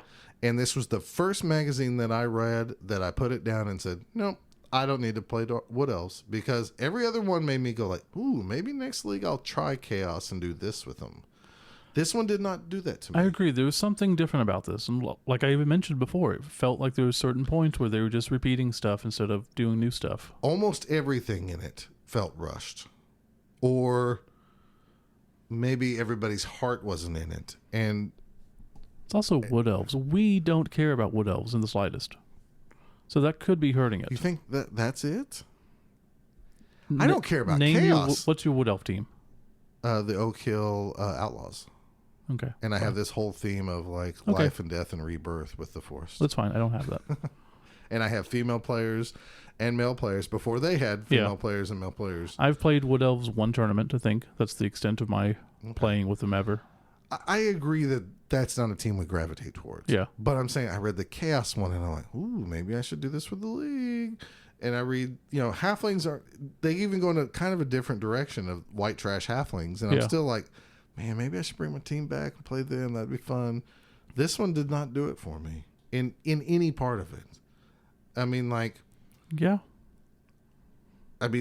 the comic was so, in my opinion. This issue 6, if you had to rank everything from top to bottom, this is the bottom on everything. And that's not a knock against the artists in here. Well, actually, some of the art. It was a lot more simplistic this time. It wasn't so many polished images. You were saying on one page it would talk about how they had a battle against the orcs or something, and then in the next little blurb it would say almost the same thing, almost paraphrasing it. That was used a lot in the magazine. Yeah, so I thought I had in my notes that it felt like a lower budget or repeated art. Maybe I'm wrong. Like, there's something there that we're both picking up on independently, so we can't be the only ones. Okay. Well, and I'm not bad mouthing it. Still when I see people going, anybody going to give me the rules for those online, I just want to scream at them and say, go buy the magazine. Go buy the magazine. Yeah, I tell people that all the time. If you don't buy stuff, they're going to stop doing stuff. And we're on issue 6. We need 18 more of these issues. Yeah. So, because I want them to get to a point where they have an all dwarf one and an all orc one, even though orcs might be boring. I want an all human one. I think that would be really neat. I could see them doing that. But maybe. I don't know. I enjoy the fluff stuff. This one was just somebody has to fall on the bottom, and this one was the bottom. I agree. And it kind of came at I was really amped up for this, and then I read it, and then I felt like I just left Avengers Endgame. Did you like it? Yeah, but I mean, but you're supposed to love it. It's the greatest thing ever. It's the best movie ever. Blah blah blah. Yeah, whatever. Go sit on a rope. I'm very glad though I looked up Warhammer Spites, because otherwise I was like, man, they got sprites wrong almost everywhere in this book. They got that right, but a lot of other stuff wrong. So all right, it's okay. So hopefully next time, which will be lizards, which Hey, we can shoot these hopefully- things out every 3 months and take our time and get everything right. Yeah. I mean, I really don't know why this one either was rushed or the halflings were delayed so much. I'm pretty sure the halflings were delayed, and if you look at the schedule, it just makes sense. Okay. I mean, Well, just how it is. it's okay. I don't hate you guys. I'd like a new card for my inducement pack that I bought. Yes, that at least they need to do. That's and- ridiculous. You know, that, like I said, the dice aren't, not so crazy about the dice, but I don't know what I would have done better. And we know from tournaments, look like- coming up a bunch with a different color themey yeah. dice is kind of hard, gets tiring and hard at some time. Are they supposed to look like wood? I Kinda think neat if they just it's did a wood dice. fall, maybe wood Yeah. thing. But, Anyways, yeah. we've rambled enough about this, Yeah. So get out, buy your stuff, support your local store and all that. and we'll be back with some miscellaneous other chatter.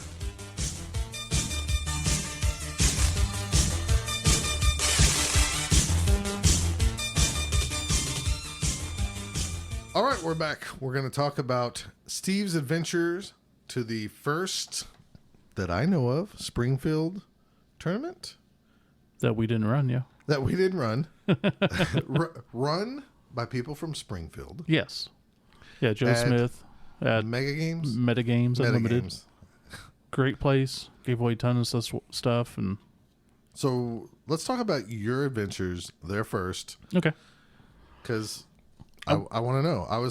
Me and Jennifer originally wasn't going until she got this knee surgery scheduled. So Yeah, and when you did that, I was like, well, I'm not going to drive 5 hours by myself and get a hotel room and do all that. And, of course, Brendan is like, well, you can just stay with me.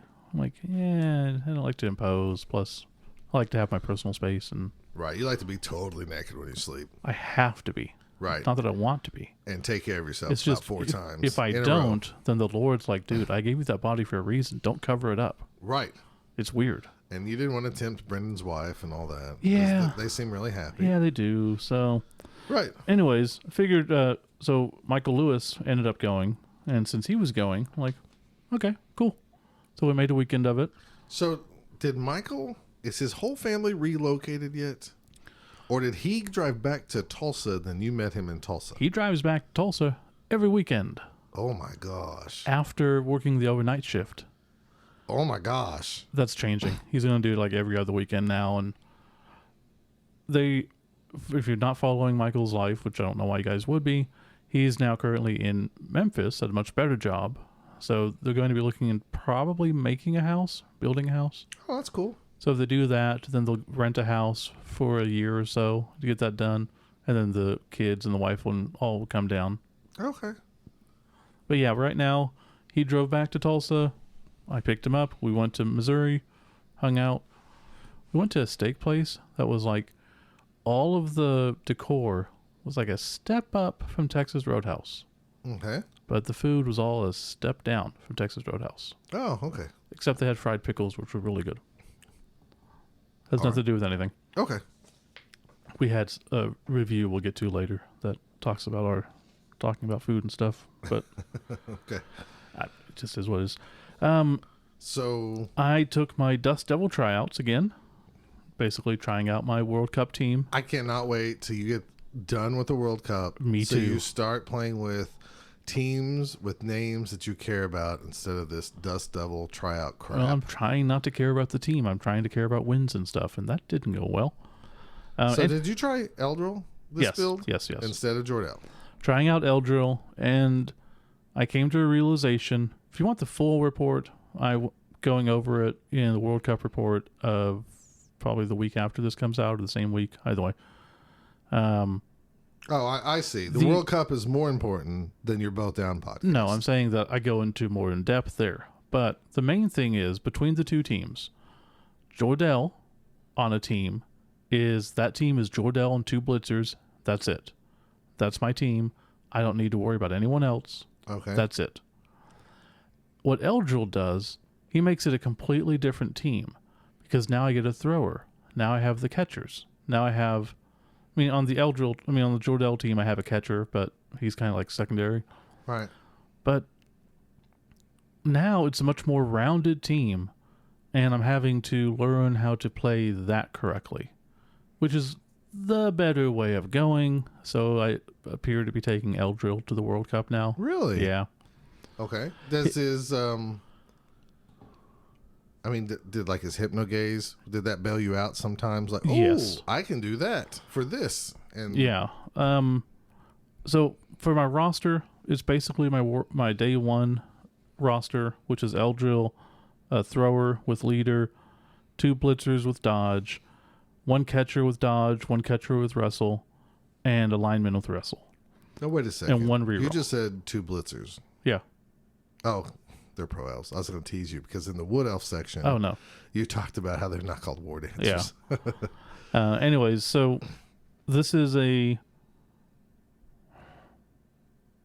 not exactly because I can't do more than 3 of one skill due to the Okay. rules, Okay. and I can't take 2 skills on one person. Okay. So my catcher would normally have block and dodge. So what I did is instead, since I'm trying to test out the team, I just knocked off the skill, and I'm 30k under. I didn't add fan factor. I didn't add anything because I want to test it out as is. Okay. Because I didn't want to take another skill and think, because the team would play differently, even though it's playing differently anyways. So in Iowa, you played down by 100K. This and was in on this purpose. tournament, you played 30K down. On purpose, though. Okay. So my first round, I went up against a Camry team. And it was Brendan Smith. This whole tournament's themed around Scooby-Doo. Mm-hmm. So they have Scooby-Doo themed star players. Okay. This is a Camry team with a guy named Scraggy, who is 7'2", 7'2", loner, diving catch, leap, very long legs, dodge, fan favorite, and coward, which basically means if he hits somebody, he has to roll foul appearance, and if he fails it, he doesn't hit. Okay. So I like that. I like that. That skill is awesome. I thought that was So really he cool. gives everybody foul appearance. 'cause Essentially, he's yes. Scared to hit him. But 7 move and 4 agility on a Camry team, Helps a lot, huh? it helps a lot. I ended up losing this game 2-1, but I essentially I made a mistake. I was going down the sideline. I used Eldril to open up the sideline. His scraggy guy was there blocking my ball carrier movement. So I put the catcher up, and then I blitzed with the blitzer who had the ball, forgetting that I didn't need the assist. So Because he has 2 strength. So I wasted my catcher. So if I had my catcher, he could have gone around in front of my blitzer to protect the front, but he didn't. So he's able to get in front of me. He blitzed me, 1 die, pow, ball goes out. He gets the ball, runs down the field, wins 2-1. Gotcha. But it was a mistake on my end against a Camry team that is much better than a regular Camry team because they shouldn't have a 4 agility, Right. 7 movement guy. So I felt, even though I lost, I felt good about it. My second round was against an ogre team. The guy's name was Matt Schuler. And this one, I mean, it's an ogre team. I knew I was going to win. I ended up winning 3-0. I did 5 casualties to his 3. Okay. He had block and break tackle on his ogres, 3 of each. Okay. Real simple. He ended up getting the ball with his ogre one time. That was annoying. And he goaded me. I kicked the ball off, and it went to the end zone, like 1 square away. Mm-hmm. And his snotling went back to pick it up, failed, and the ball went into the end zone. So this is another one of those situations where I used Eldril, opened up a lane, blitzed with my blitzer, casualtied the snotling, and then I had 1 go for it left. And he's like, come on, man, go for it. What's the worst that can happen? I'm like, the worst that can happen is I fail my go for it and fall and die. Yeah, but that's not going to happen. And he fell and died. So I failed my go for it, used a reroll, succeeded, failed the pickup roll. Oh, okay. So that allowed him to casualty my catcher. And at that point, I start thinking about bonus points. And I'm like, oh, crap. By doing this, I'm screwing myself over on bonus points because if I don't get the 3 touchdowns and I don't get more than 2 casualties, then I lose out on, basically 4 points. Still able to make it up, but we were having a great time. It was a lot of fun. He's just a great guy. So I allowed myself to be goaded into it because it didn't really matter. I knew I was going to win anyways. So you and Michael came from out of town. Mm-hmm. There was 12 people in attendance? There was 12. Michael and I think, were the only people from out of town. No, there were 2 guys from Nebraska that we had met at Three Die Brawl before. Okay. And then... So they had my next 8 locals? My next 2 opponents, I think, were local. That's good. But I don't remember if they were local. They were in the area because the guy was stationed there and it was his kid. Okay. Well, still, that's pretty good. Yeah, for the first it was time. really good. So, third round, went up against Perrin Franklin. He's a younger kid. He had Skaven. On this one, we had pouring rain, and I failed the first pickup on my first turn. And then he brought a gutter runner in the backfield. He only had 2 gutter runners, but he brought one of them into the backfield. And I was like, well, I really need to pick up this ball. Otherwise, this gutter runner is just going to grab it and go. Well, this is the second thing I did. I put a guy by the ball, went to go pick up the ball, and failed. So that was my whole second turn. Then his gutter runner got it. I bashed him, hit him, knocked him down, got the ball free finally. I went to throw a pass with my passer. First game, I forgot I had a thrower completely. well, you haven't been practicing with one so right. long. And so this time, like, I have pass. My catcher is right there. And if I can get it to the catcher, he moved forward. So I knew if I get it to the catcher, he can just run down the field. Even with his fast movement, I was fine. I was golden. Well, the only person who could intercept the ball was his gutter runner in 2 tackle zones with the rain and rolls a 6. And then just dodges, walks in, done. Like, damn it. So I was able to score pretty easy when he kicked off to me. Not a big issue. So second half, he kick off to him. I'm able to get back there. I get the ball. I go down the sideline. And he'd already screwed up by putting one of his gutter runners by the sideline, so I pushed it out of bounds. It kept going. Mm-hmm. So I've got a super cage in the corner. I've got my catcher right in the corner. Then I've got 3 guys caging up around that. And then I had 4 or 5 guys caging up around that. So there was no chance he can get me. This was on like turn 2 or 3. And he didn't even come for me. He sat there. And then like 2 turns later, he started coming for me. So I just sat there and I sat there. Well, he finally got his people up on me. And we're tied 1-1. And I know his play style at this point. He just gets the ball with his thrower, and he's going to chunk it down the field to his gutter runners. So I didn't really want to give him a whole bunch of time because I figured I could probably hold him off. Mm-hmm. But even if he failed the pass and got the ball down there, gutter runners are a pain in the butt. Sure.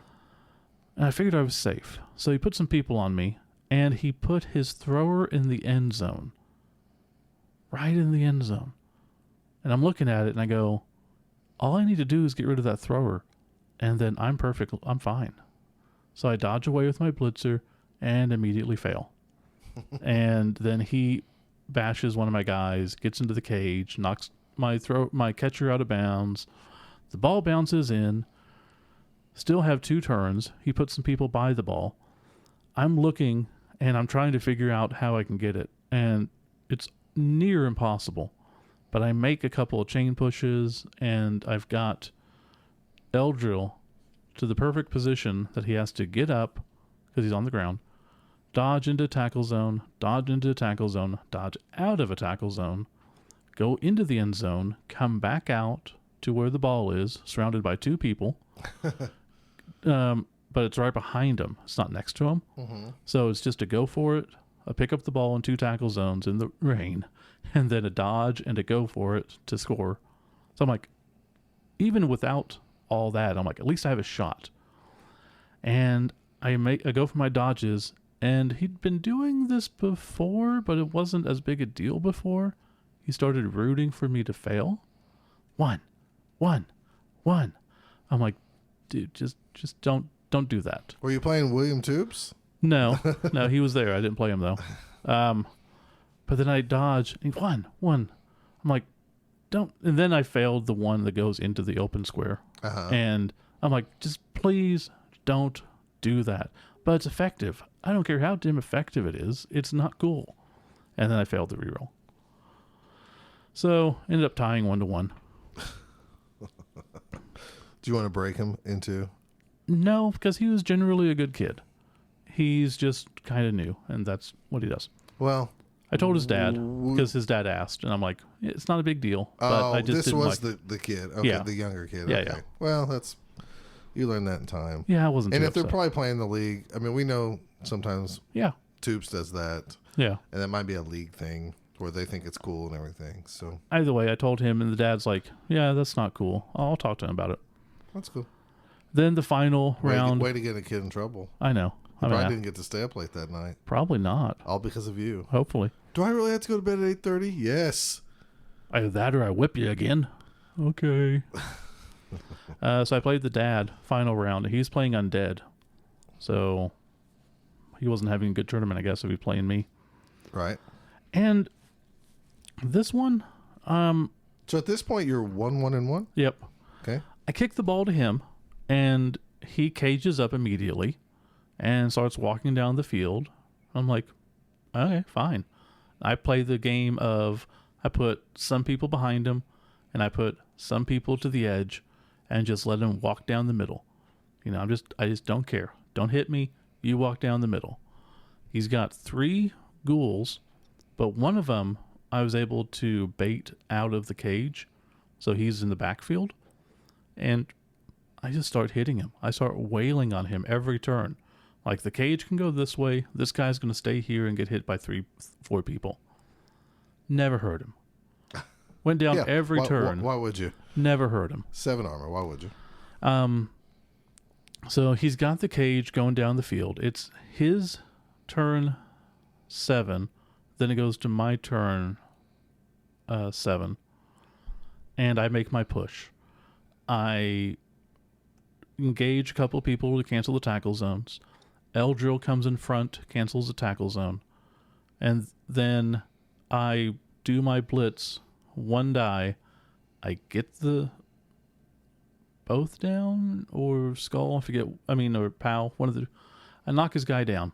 The ball bounces away, and it bounces to his mummy, who gets it. What can you do about that? And I left my catcher there to be annoying, and he had to do some blocks to get rid of the guy. But yeah, then he was 4 squares away from the end zone, and just there you go. It's like I did everything right. I can't. I mean, fault if he that. rolls a 6 for a bouncing ball, that's what do you do? I mean, there were people on him, so absolutely. And then he kicks off to me. I basically go down the pitch in 2 turns, no big deal. And then I kick to him, and the kick goes towards the line of scrimmage to one side, and he gets the ghouls over, but I'm able to get in there and get a block on the ball carrier. So I knocked him down with my blitzer. And the blitz is annoying because block, dodge, sidestep, he can be right there on the ball guys. Right. So he's right next to the ball guys. I went to do another block or a dodge or something, and I failed. That left too many people in tackle zones. His next turn, he KO'd 4 people in 1 turn. That's game breaking.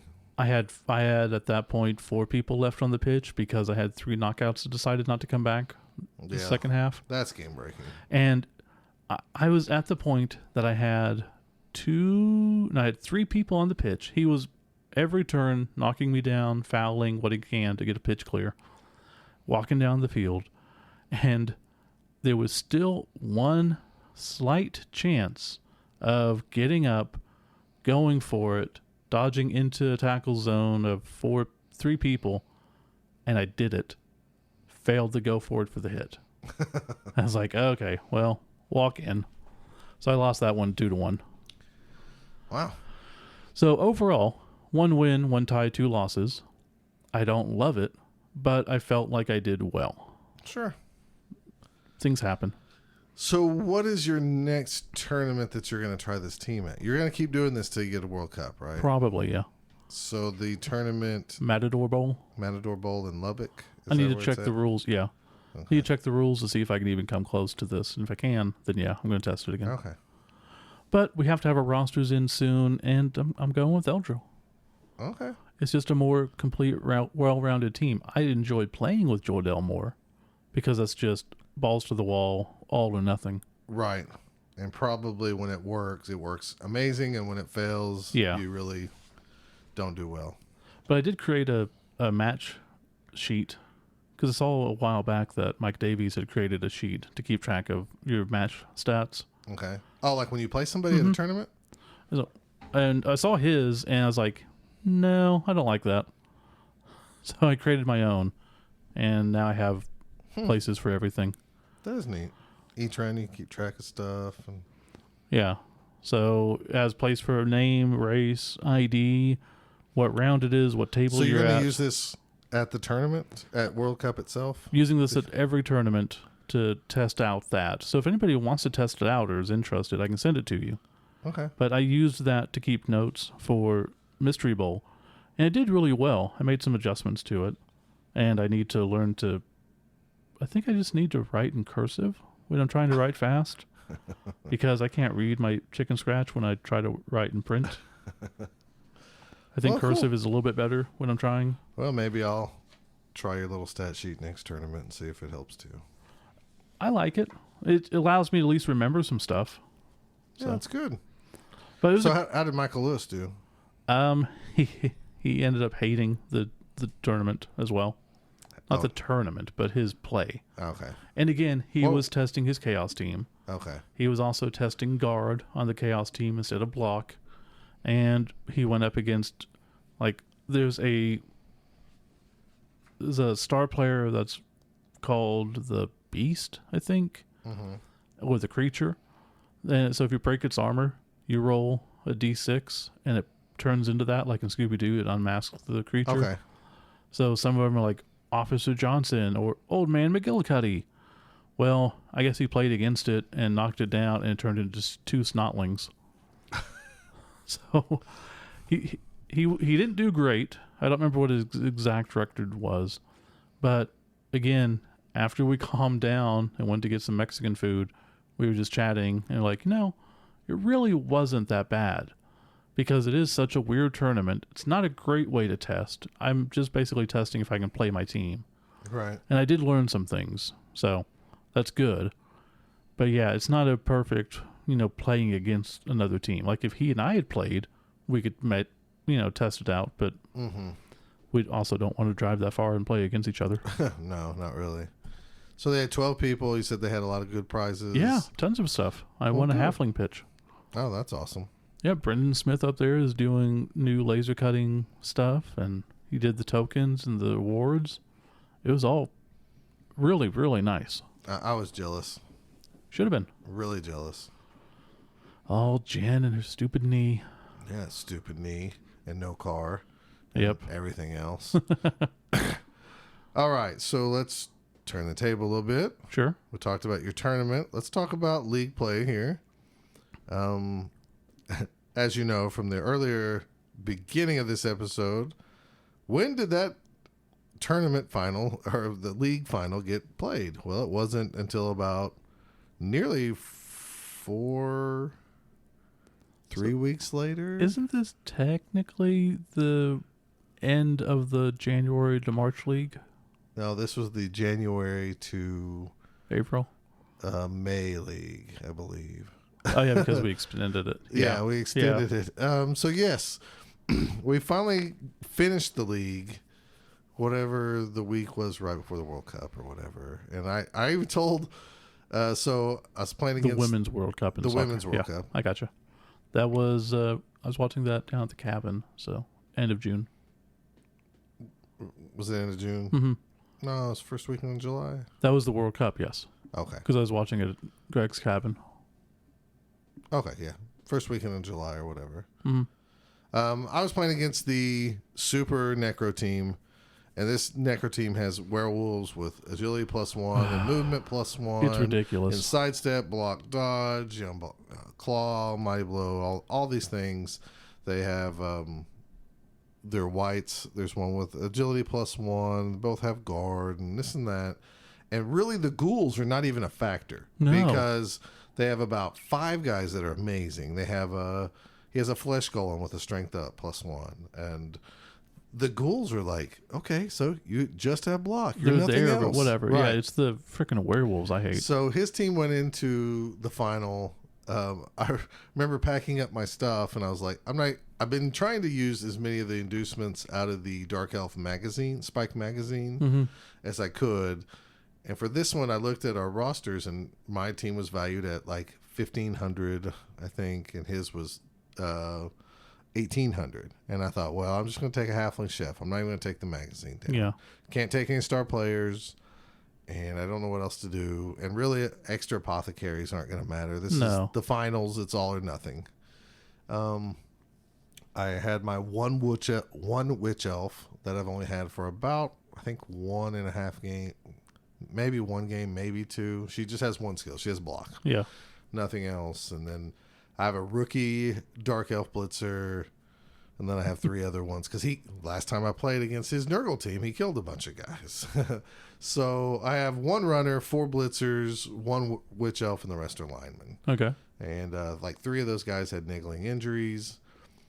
Took the Halfling Chef. First half, he took 2 of his 3 rerolls. Really awesome. Jeez.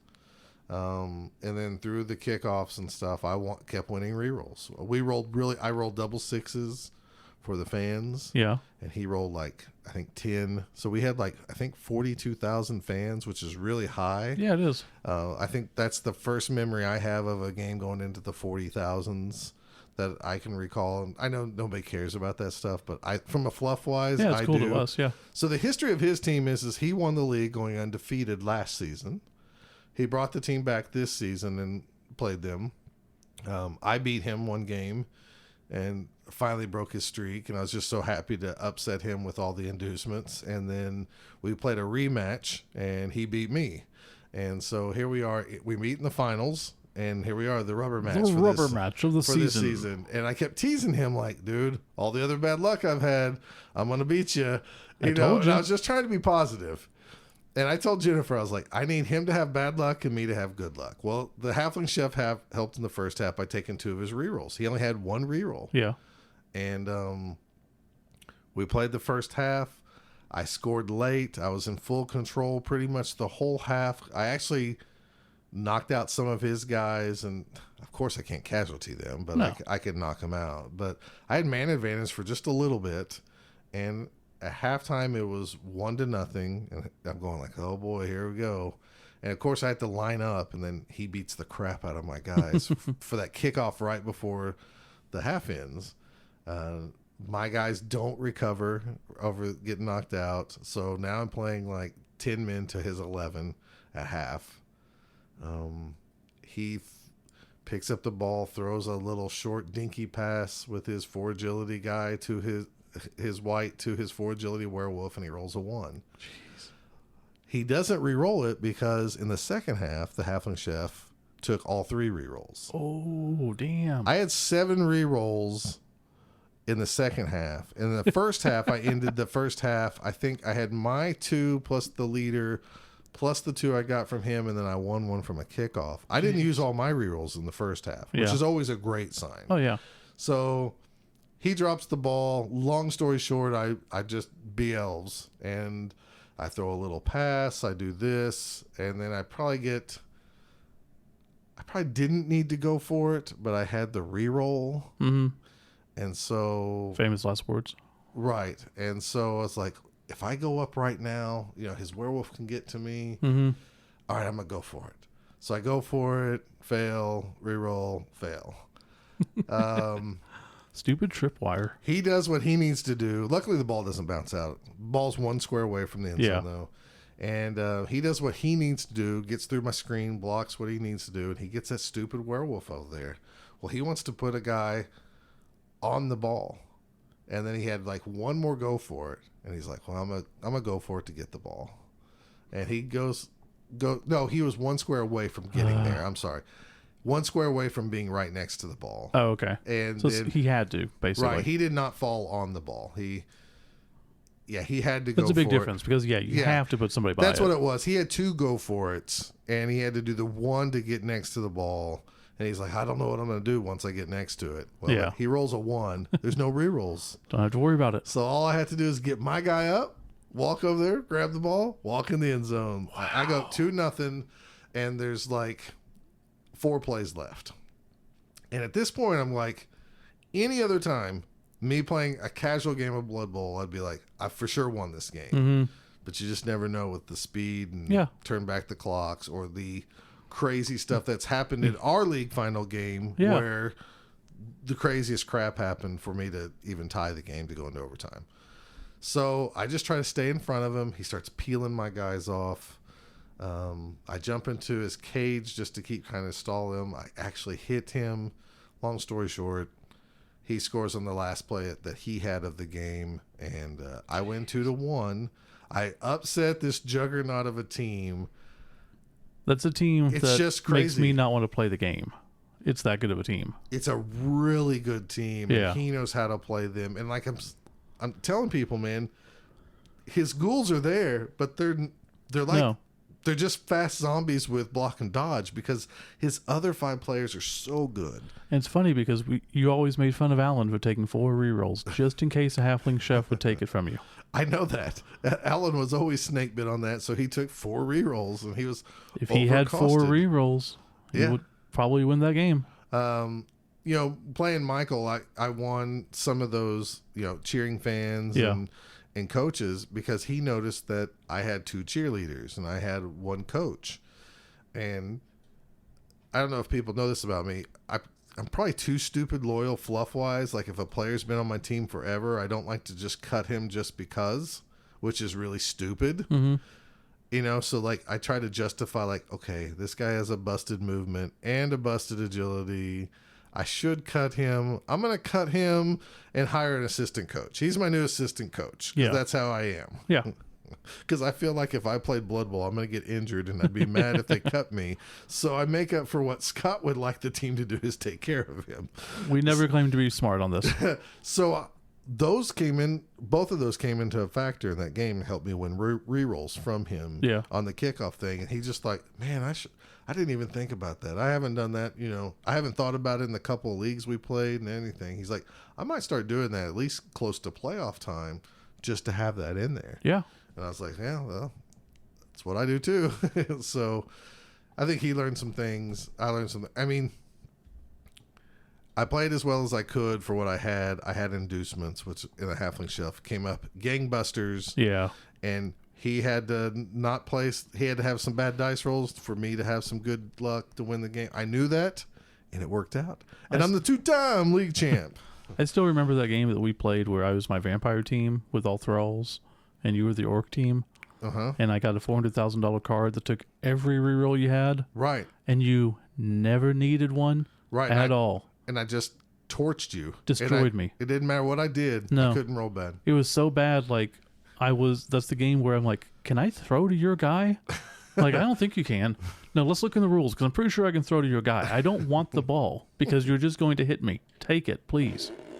So that was a very good win for Scott's sanity, ego, whatever you needed. Yeah. I needed that boost really bad. I came home really happy. That's great. I was giddy and I was like, you know what? The real world might be kicking me down, but in the Blood Bowl world, tonight, I am the champion.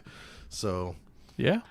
Anyways, the Darkota Seawolves. That's awesome. Are the champion. Congratulations. We've had a league now for a lot of seasons, Steve. Yeah, and it keeps getting smaller and smaller. Well, it does, but we're going to keep it alive somehow. So. Yeah, we got plans. We'll see how it goes. Anyways, I was really proud to beat Michael Grubb. I don't know if I've ever beat him two times in a season since we started the league stuff. He's a good player. Yeah. I mean, halflings are good. Huh? Halfling chefs are good. I can't believe that Halfling Chef worked out so well. I mean, on the flip side, we've all been on the other side too. Yeah. Where the stupid Halfling Chef only took 1 reroll, so Worked out this Paid time. $300,000. I got nothing. Nothing. Come on. Or you take a bunch of re-rolls and then you roll 6 both downs or something. Double skulls. So it's interesting. Yeah. Anyways, so good news on my end on that. Yeah. And from your Elderl thing, I think probably overall you're probably making a better move. Yeah. Like I said, it's a more controlled thing, and I just have to play that mentality.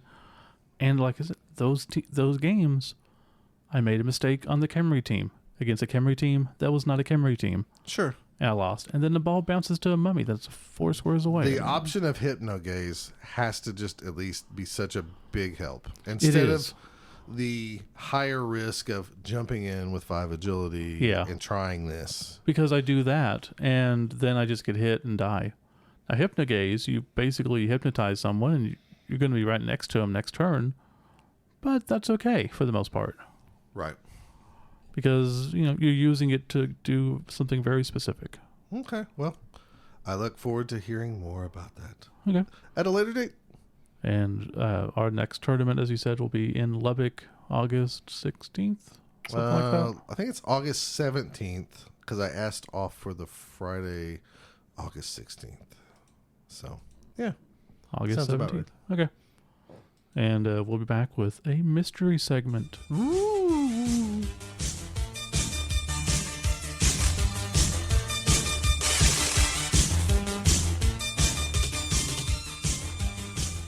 And we are back with the mystery segment. Ooh, I'm a ghost. Yeah, so I have no idea how long this will actually take or what entirely we're doing. But I don't know what we're doing either. Recently, Pete Nifton tweeted out an episode of a podcast called Story Break number 74. It's a Blood Bowl. It's called the Blood Bowl podcast from 9/14/2018. So last September. Okay, so they do a Blood Bowl show? Nope. It's a story break. It's called Story Break because what they do is they break down a story for something, for a movie. Okay. So essentially, these guys, I have no idea who they are. They might be screenwriters or whatever, but they are given an idea, and then they have to break it into a story and say what that movie version of it would be. Okay, so I say... So it's very interesting. I give you a topic, and then you turn it into a movie. Yeah, like, Okay. Dalmatian dogs. Hey, well, it's a story about, a Dalmatian dog wanting to be a fire dog and blah, blah, blah. Okay. So they do the whole breakdown.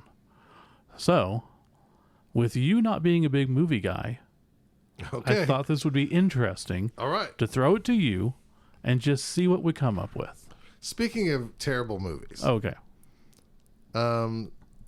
we caught up a lot on our DVR because of Jennifer's knee. Yeah. And, like... Really, she just wanted you to feel sorry for her, so she guilted you into watching TV, which you hate. Yeah, I watched like 6.5 hours of TV. It was really hard. Anyways, we finally finished the Orville season, and we finished Bob's Burgers and Family Guy. Okay. We got all those done. Anyways, I was making her breakfast, and she goes, "Oh, this Dragon Ball Evolution things Oh, the on live Sci-Fi." action one? And I was like, "Oh, I heard that's terrible." I said, "I doubt I want to watch that." She's like, "I don't care what we do. I'm just doped up anyways. Yeah. Just want some food." So I was like, it started to come on. I was like, just pause it. We'll watch it. Or at least watch the beginning of it and laugh. So it was one of those movies that was so terrible. Yeah. The next thing you know, it's 30 minutes in. And then you're like, let's just watch 5 more minutes. I can't believe this is, what's going Right. on? And she goes, "There's so many white people in this movie." Well, that could be one of the major complaints. And then the next thing you know, it's an hour later. And I was like, well, hell, even if I don't want to watch this, I feel like I need to watch it now so I can really complain about this movie. And then once it was over, I apologized to her. She goes, "Why are you apologizing?" And I said, "Jen, it's so rare that I just will watch a movie on TV. And I just wasted that moment watching Dragon Ball Evolution. And I won't feel this way for another probably 4 years." I mean, Dino King was worth watching, though. Yeah, but that was better than this Dragon Ball movie was awful. It amazes me sometimes what gets through Hollywood. Yeah. Like somebody greenlit, like, sure, let's do it. Cash grab for the name rights. That's it. It's Hey, I didn't mean to like take away No, from what no. you're doing. no, that's I'm just saying, fine. I finally watch a movie at home, and it's awful. It's awful. It's not even a good awful. It's just awful. I noticed that Spider-Man Into the Multiverse was on Netflix, so I sat down and I put it on to watch like Please 5 tell me minutes, it's just as good. and I watched the whole thing, and it's just as good. Okay. It's such a great movie. She said she rewatched. I believe she said her and the boys rewatched that. if I Yeah, remember that's right. still the best Spider-Man movie. That's cool. Anyways, so Blood Bowl movie. Okay. We need a setting, a plot, a main cast, a villain, a struggle, a resolution, and an ending. So we playing like Mad Libs here? No. Going to you to see what you would do. Oh gosh. Like if you could make a Blood Bowl movie, any budget, any story, anything, what would you do? Like give me your setting. Modern after the NEF, before the NEF collapse, the beginnings, the end. Just follow one team. Wow, this is wow. Yeah. I feel pressure because I know we're recording live, but then I know like Well, I can edit. you can edit. Yeah. You can take as much time as you need. Okay. I'm thinking about that.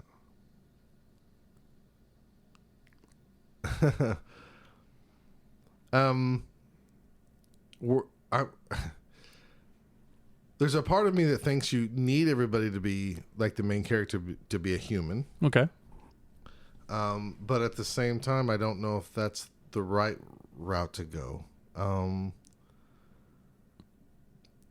going to go with things. See, all I want to do is go back and retell stories that I played through my fluffy That's fine. experiences. That's why we're throwing it to you. It has to be a real movie? What No, do no, I no. have to have all? You can do, okay, we just need first off, a setting. A setting would be before the collapse of the NAF. So in 100%. Blood Bowl's heyday. In Blood Bowl's heyday, there's a 40 league team Okay. when it's second edition. Okay. And then we need just the main outline of like a plot. Like what would the idea of the movie be? Well, Like for instance, the plot of the books was, a lowly farmer boy wants stardom, goes, joins a famous Blood Bowl team, works his way, becomes famous, becomes the champion. I mean, it's not really a movie though. It's more like a documentary. I was originally thinking like you could follow like a couple of players through their journeys, but let's just axe that as much as I could. I mean, again, you could do like an anthology called Star Players, where you follow 5 different people on different teams or something. Well, so back when we played, we had this is all based off my fluff, so this is not really fair, I guess. But the halfling team, from what I remember, we looked through the rules several times. Ogres are neutral; they're not necessarily evil. Yeah. Why can't they play for halflings? And so we allowed halflings to be two ogres to be played on a halfling team. Okay. And so that's when these 2 ogres went to the Greenfield Grasshuggers, and it just changed the dynamic of them. And, we got star players out of that. Not necessarily the ogres, but it just changed the whole... It took the team that was always supposed to finish on bottom and gave them kind of almost like a Cleveland Browns season of last year, where they went, 7-9 and barely missed the playoff type deal. Yeah. So when you first said this, I was thinking we could follow Sabian Clipspur and the halflings front office as they change ideas on like maybe treatment are too slow or they're susceptible to chainsaws at that point or whatever. So you could follow Could be that right team. after the chainsaws got introduced. You could follow the rookie blitzer for the Dwarf Giants, a legendary team who was Naylor Goldheart, who was the dwarf, the young brash dwarf at the time who had the flat top like Brian Bosworth back in the day. And when his team lost, he was shamed, so he would shave his big beard that, you know, he was proud of, and then he would start the beard again once they started winning, and how he became, you know, dwarves are known for hitting and stuff, but he was known as the little agile running back dwarf blitzer from second edition. And then the third guy you would follow is the human Sears Mayfeather, who we didn't know the races back then, but he started off on the Athelorn Avengers, and then he started off on the Elfheim Eagles, Everbold Unicorns, as a receiver. Because we didn't know at the time. We thought they were humans at the time. And then he got traded and he got a lot of value. And he went to the Athelorn Avengers for part of the season. And then he eventually got traded over to the Reekland Reavers. So I can see this guy hopping around on teams where teams are going like, he's pretty good. But his skills were like luck to dodge, catch. It wasn't anything on paper that made him special. It's just when that character played and did goofy plays, they all seemed to work. Okay. Does that make sense? Yeah. Like stat wise, you're like, well, heck, I'm going to trade this guy. He doesn't have agility +2. This other guy does. I'm going to trade this for this. Yeah. Exactly. And that's why, and he's a real amalgamation. Amalgamation? Amalgam of like me, Robert, and Gary. You know, like he was on one of Gary's teams.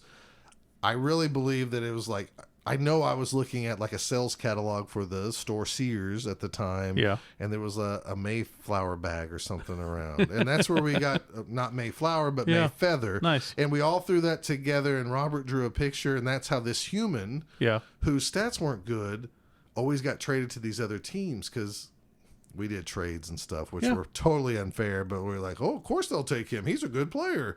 And then he went to the Reekland Reavers, and then he researched again because second edition was brutal, and a bunch of the Reekland Reavers were getting killed off left and right. You know, because we didn't know that star players, back then there were star player cards, but when they died, we said they were gone. Yeah. And that's kind of the only reason like Naylor Goldheart came around with the Dwarf Giants, because some other people died and allowed room for him to a rookie blitzer to come in and stuff. And I just ran the ball exclusively. So if you ask me, it would be almost a documentary type piece where you follow three guys on their journey, and they're all different because like Naylor Goldheart's the runner, who was the rookie, and he averaged over 100 yards per game because we kept stats on paces. Yeah. And they were the first team to lock a playoff position, like 12, 13 games in. I had that division. Of the 40 season? Of the 16-game, 40-team season. Oh, 40, Yeah, 16 games, 40-team season. I think it was like week 12 or whatever. First place in that division was locked up. Boom. Sure. So you have this success, and then we allowed all these wild card teams in, and we had weird Nurgle rules that always got rewritten based off of did you knows that everybody could catch a disease. And then the team got ousted in the first round of the playoffs. Okay. And so the big story that I always missed was like what if he had done the next season? You know, they learned from their mistakes going forward. So do you want to mainly just follow those three characters? Yes, I would follow those characters.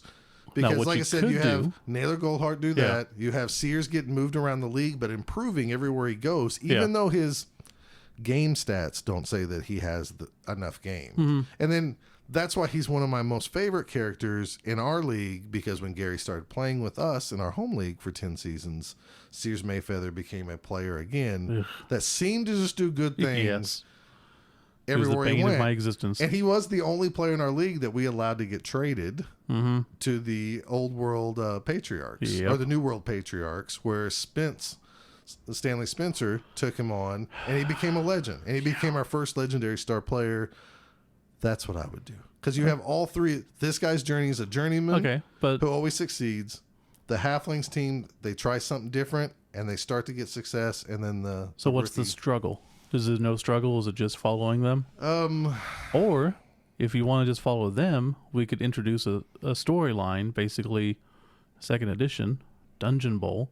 You could have like a grandmaster come in and recruit them for a mystical, getting the best players off of every league. Yeah, you could do that. To, make a Dungeon Bowl game. Sure, we could do that. I mean, why not? Okay. I don't know. There's so many stories to be told. Oh, yeah, there's just so many ways. All right, so what other goofy things are you going to try to get me to do? Well, it basically would be like if you had a villain. So we need like a struggle or a villain, something to go against. Well, I mean... If you're just doing the documentary thing, then a it's big not struggle as needed. could be, from my perspective, could be Nick Threehorn, because he was the commissioner at the time. Who, in the fluff, the reason this collapses, right, is because he's taking money and runs off with the Dark Side Cowboy cheerleaders and stuff. So he could be the whole bad guy in all this. Really, he could be the guy who, fine, I don't care. I want to make as much money as I can. Let the halflings take some ogres. Yeah. And they'll get success, and those stupid halflings will buy more T-shirts. I'll get more money. Maybe he doesn't like that the dwarf giants, took the division so quick, and so he set it up with, now we have wild card teams for the first time ever. Yeah. And the Nurgle team that doesn't really deserve to be there has these crazy dumb sickness rules. But knocks them out of the playoffs. Yeah. So there's corruption. And then maybe Sears Mayfeather keeps getting pushed to team. So do they eventually find the corruption out and they go against it, or is this just... I think that it worked itself out, right? Didn't he leave? Well, yeah. Well, maybe there's a reason he left. I don't know. Maybe they force him out. Yeah, I don't know. Maybe they're going to threaten to force him out, and that's what gets him to leave. Okay. Maybe they find out. I don't know. I'm not real good at this. Oh, no, it's Especially perfectly fine. Off the cuff. And, well, yeah. I just threw this on you. The ending's always the hardest part. Okay. But yeah, it's just a matter of, if we're following them. I think if you said the ending, maybe they out all this, and then like Nick Threehorn's gone forever, and everybody, that's the current story, right? He was never found. I think it'd be awesome if, like, at the end of the credits of the movie, Nick Threehorn's counting his money, or he just got done belting it out with some Dallas Dark Side cheerleaders, and then like he walks into the room to wash his face, and there's Morgan Thorg, the howitzer, and he just spikes him through, and then disappears because in his teleports out of there or something. Okay, so you got to have some Chaos All-Star element, because if we started over and you said follow one team, Chaos All-Stars is who you got to follow. Because they're the ragtag group that's supposed to work together. And you could play with the different races and stuff. You could. But if we did if he's trying to influence the league, maybe he takes out insurance policy on the biggest stars, so he tries to get him killed, and they start talking to each other. And that would fit in our old fluff, because we were playing with these star players, and we were like, well, these guys are legends, and they're dying really quickly, because that game was just brutal back then. Yeah, so he starts taking out these random insurance policies, and, they come to find out, like, why is everything going so wrong now? You do well for 12 games or so, and then you get screwed, and everyone starts dying, and the last 3 players, they go to your bar, the Black Hearts bar, and have a drink or something. They start talking and come to find out, there's been a price on their head, and track it back to the commissioner who has the insurance policy. So they somehow stop themselves from getting assassinated, out the commissioner as the one who put the price on the head, and then he takes off with the money. And then they send some big guy in to get him. Or just an assassin. Yeah. Because he's pissed off the wrong people. Yeah, it could. Okay. We can go with works. That's a movie. All right. That's really all I had. Oh, that's it? Yeah. Okay, I thought we had to name actors and crap like that. So, if we did, off those three players, who would you do? Oh, boy. I'm terrible at this part. Oh, I know. This is part of the fun. This is the fun? Actors, editor, director. If I was getting a halfling, I would get Andy Serkis to be the halfling and then just digitize it. Yeah, he's just great anyways. Yeah, so I would do that. That's fair. And then I'd get Andy Serkis to be the dwarf. So it's an all Andy Serkis movie? I'm not hating the idea. Peter Jackson to direct it. Who would be a good dwarf? I don't know. If you could make okay, if you're asking me, and I don't know if the guy can act, if you take the football Texan J.J. Watt and you can somehow film him where he's short, like a dwarf. Yeah, you can do that. No problem. He's athletic. He's got the flat top. Boom. Put a big seems like a beard cool guy, on him. yeah. Yeah. And he could perfectly he's my play that dwarf. Bosworth type guy. He's my dwarf. Yeah. And then for Sears Mayfeather, Paul Rudd? A young Paul Rudd? I don't know. Only if you're going for like the likable, affable, succeeds when he shouldn't. So well, he's kind of the... as long as that's what you're going for, not like the super awesome, main like Brad Pitt or something. No, he's supposed to, in my mind, Paul he's Rudd always works. been the person that like, he's just, you don't think, every time you see him, you're like, well, we're not going to have a problem tackling that guy. Yeah. We're So versing him. He's just a dude. He's succeeding in spite of himself. Look at this nerd, Yeah. and then he whoops him. Okay. And then you're going like, oh. That's a perfect choice then. So maybe a younger Paul Rudd or No, somebody like Paul that. Rudd now is But- fine. Yeah. Yeah. But He's been around the season for a few years. So there you go. And For Morgue? no, Oh. we had 3 players. You named 2. I said Andy Serkis for the halfling. Oh, for both? He's the halfling. Oh, and you're J.J. keeping Watt that. Yeah, is yeah, the yeah. dwarf. Okay, I thought you were changing. Okay. No. I like it. Billy Barty's not alive. Otherwise, he'd be the... Well, yeah. We're going to get a digital Billy Barty to be the halfling owner. That'd be cool. And Nick Threehorn needs to be played by Some Like- sleazy villain type. Steve Buscemi, right? He's not as... He's more just sleazy. Yeah. He's creepy I'm sleazy. thinking like John Hamm or someone. Some like, distinguished, but you wouldn't think they were trying to screw you over. That might work. Patrick Stewart.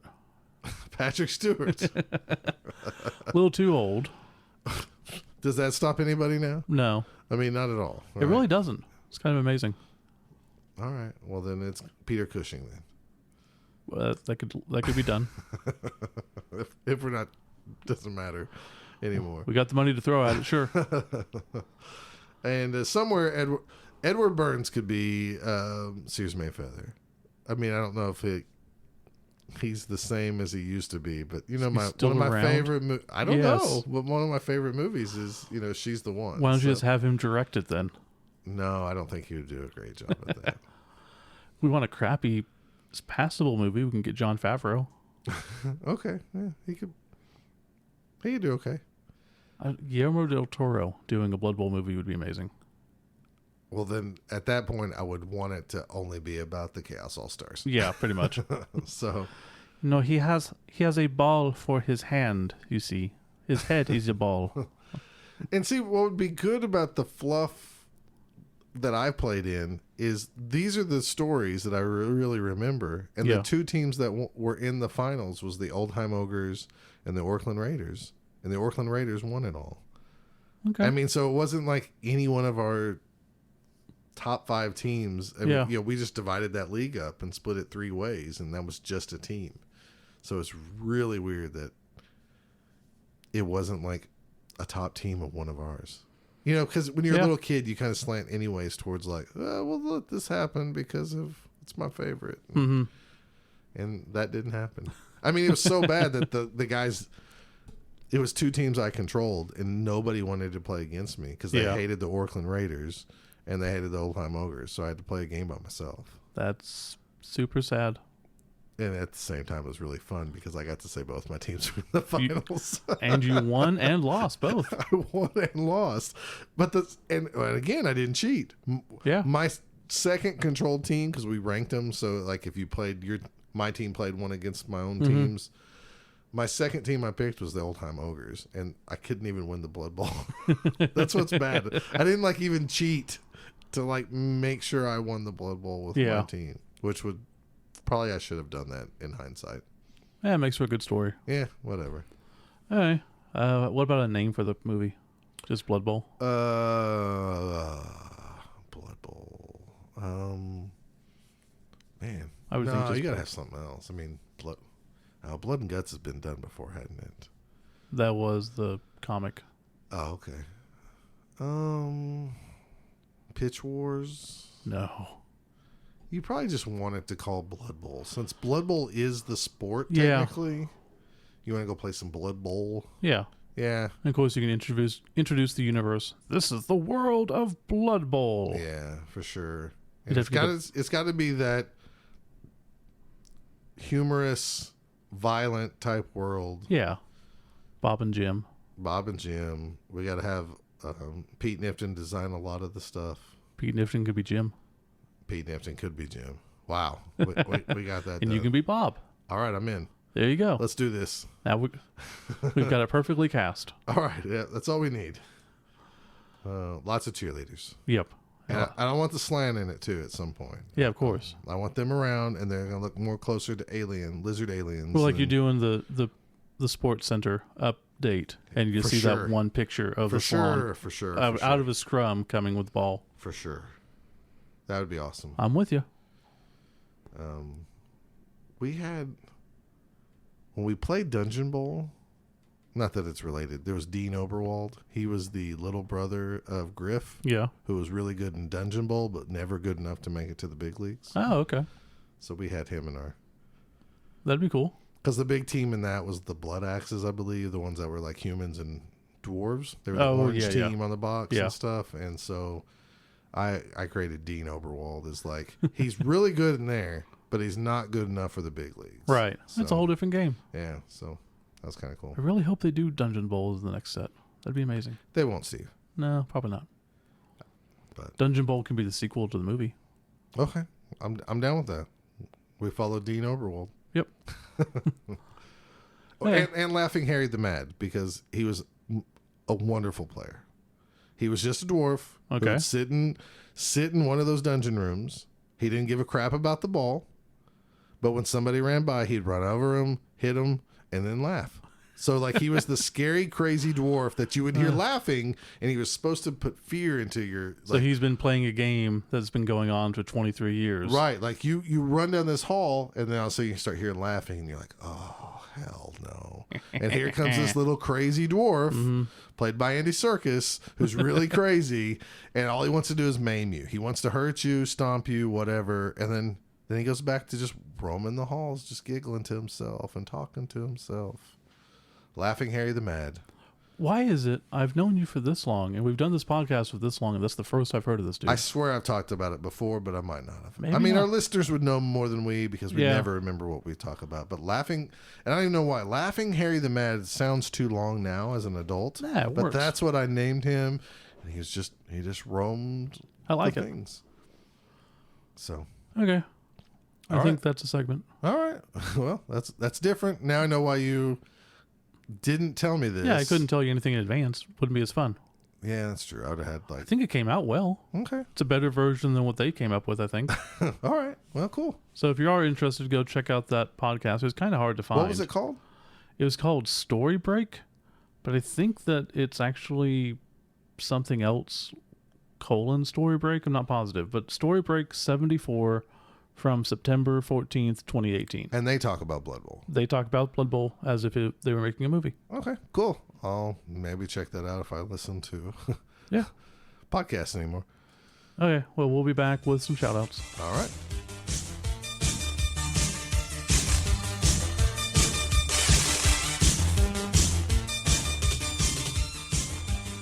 It's the end of the night and the end of this podcast. Shout-outs! Shout-outs have become the thing that we're doing. Yay! I don't know. So first off, we have a review on Podbean, which we apparently got 2 months ago, from Ina Gigolina. Says, great to hear Mr. Nifton. Oh, that's awesome. That was all they said, but that's good enough. Well, that was so specific that I thought like you were going to say like, good podcast, and that's it. And I'd be like, is that a real person that said this? Never know. Next one is a 4-star review 4? that says, still one of my favorite BB podcasts from Evil 7 Ash from June 3rd. I guess we haven't checked No, we iTunes haven't. in a while. Given the overall quality of the content produced, Both Down is still among my top 3 Blood Bowl podcasts.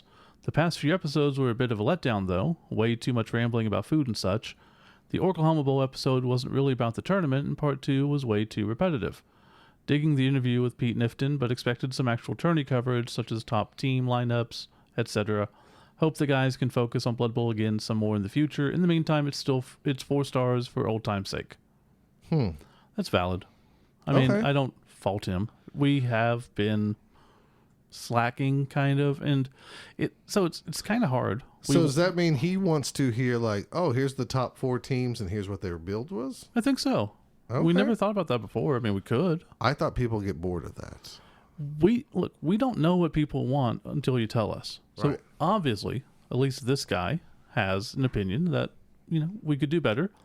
I don't disagree with that. Then you need to get better, Steve. We do.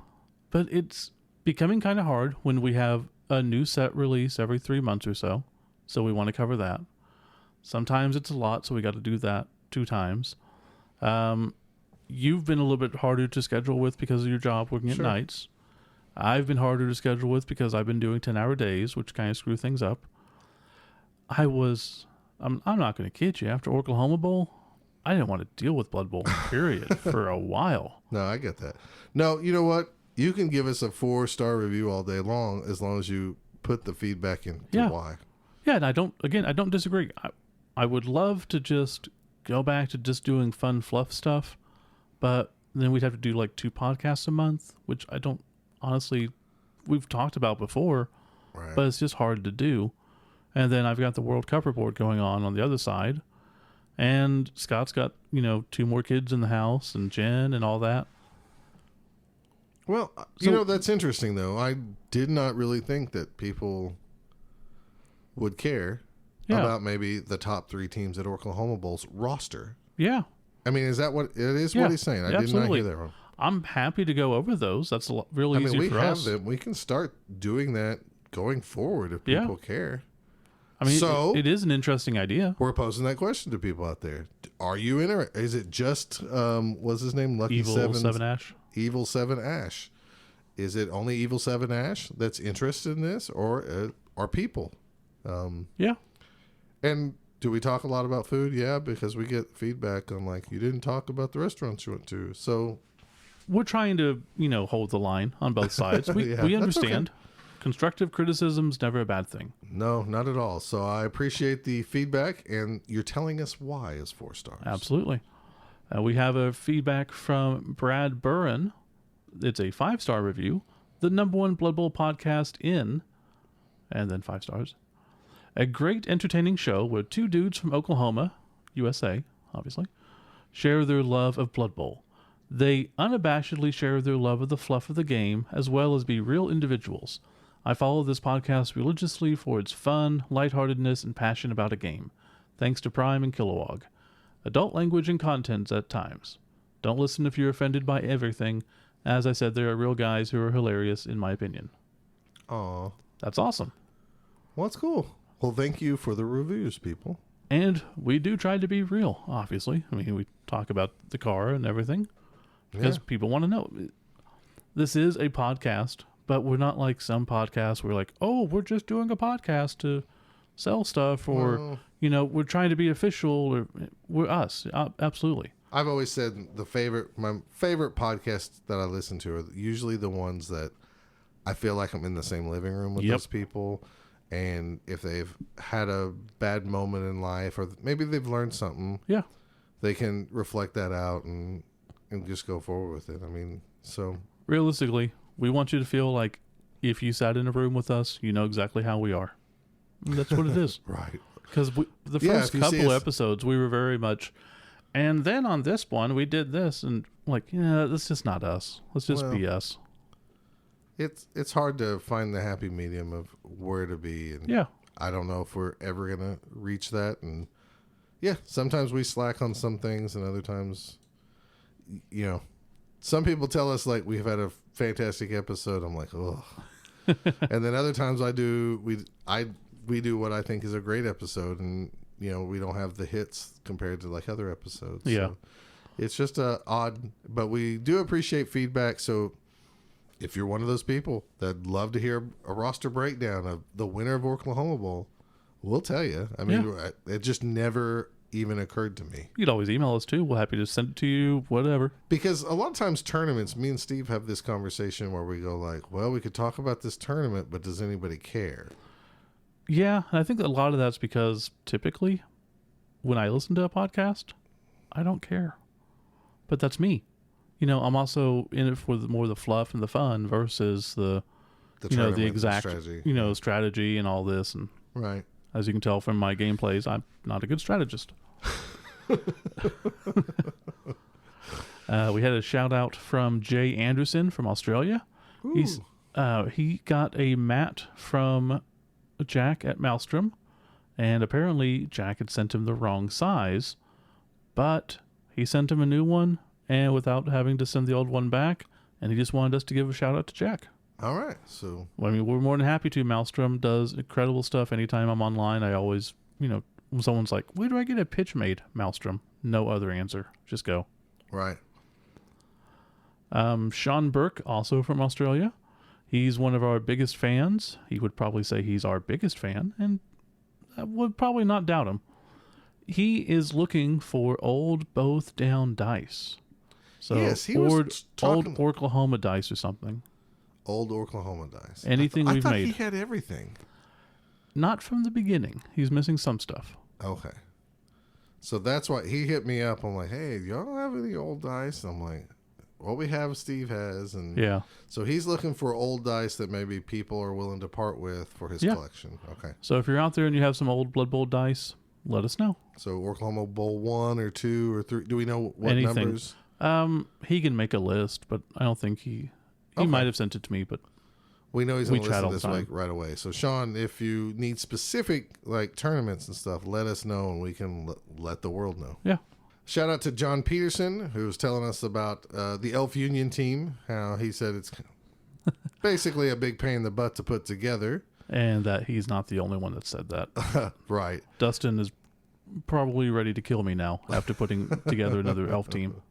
It's just elves, right? It's all the dark elves, the wood elves.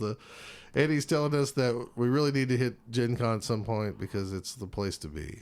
Yeah, I basically told him, I don't have that much interest in playing the games. I'd probably just spend all the time in the vendor room. He's like, do it.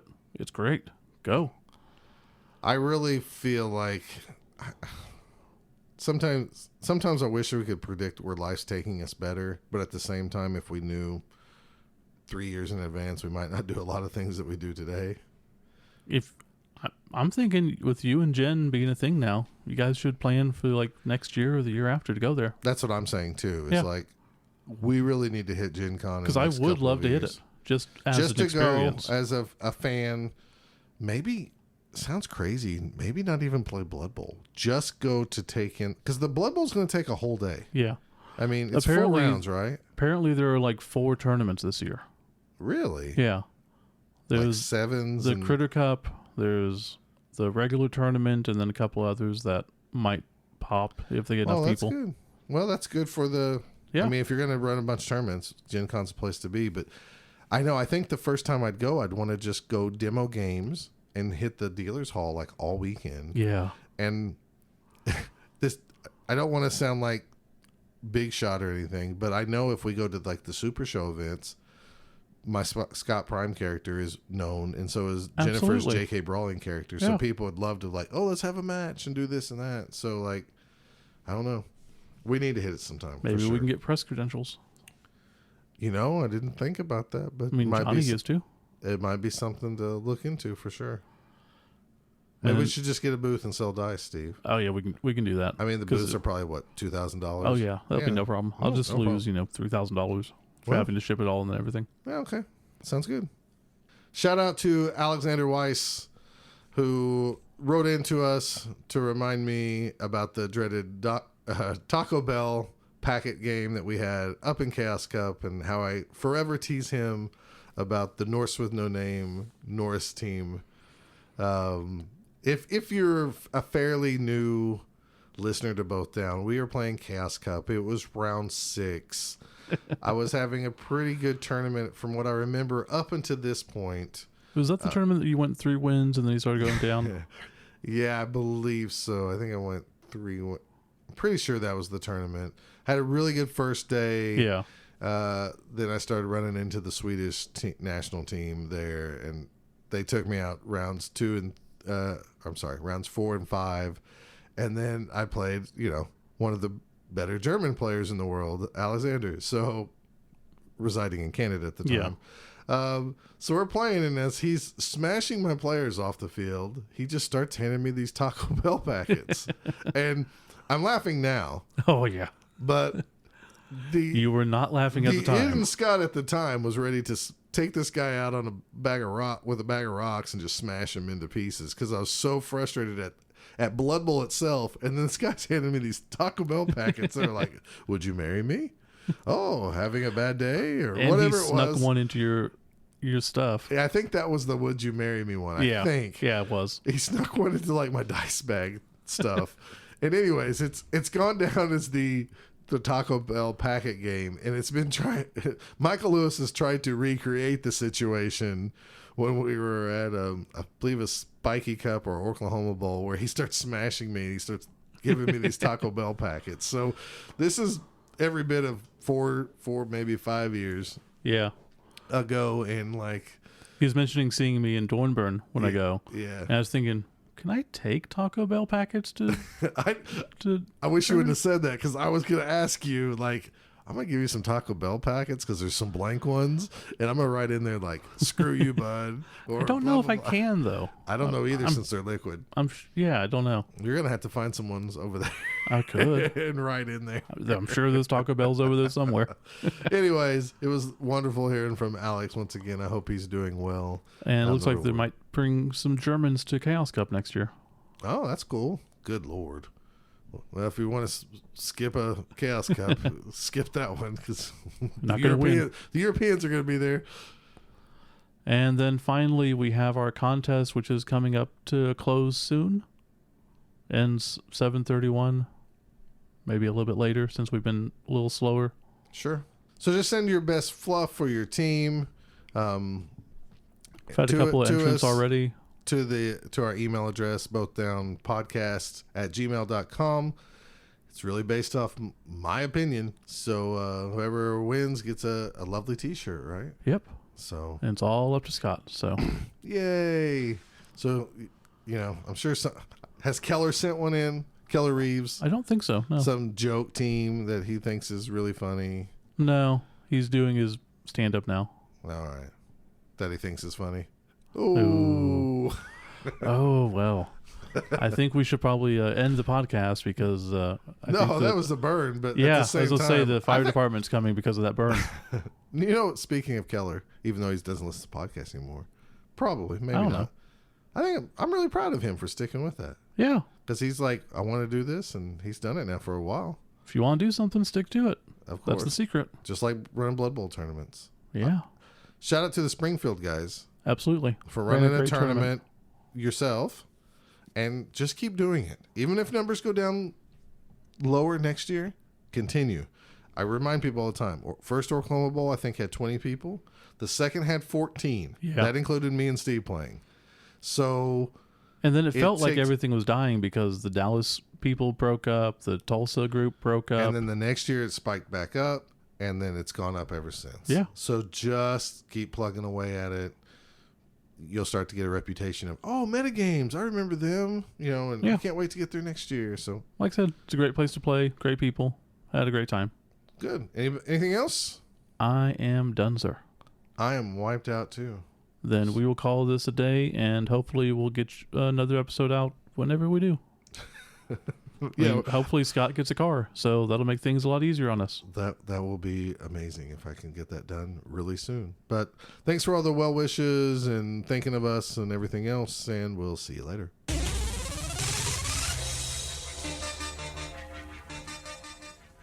You can follow Both Down on Twitter @BothDown. You can follow Scott @FatFinley, FATFINLEY, and Steve @Kilowog2814. If you want to know if your team name is Both Down approved,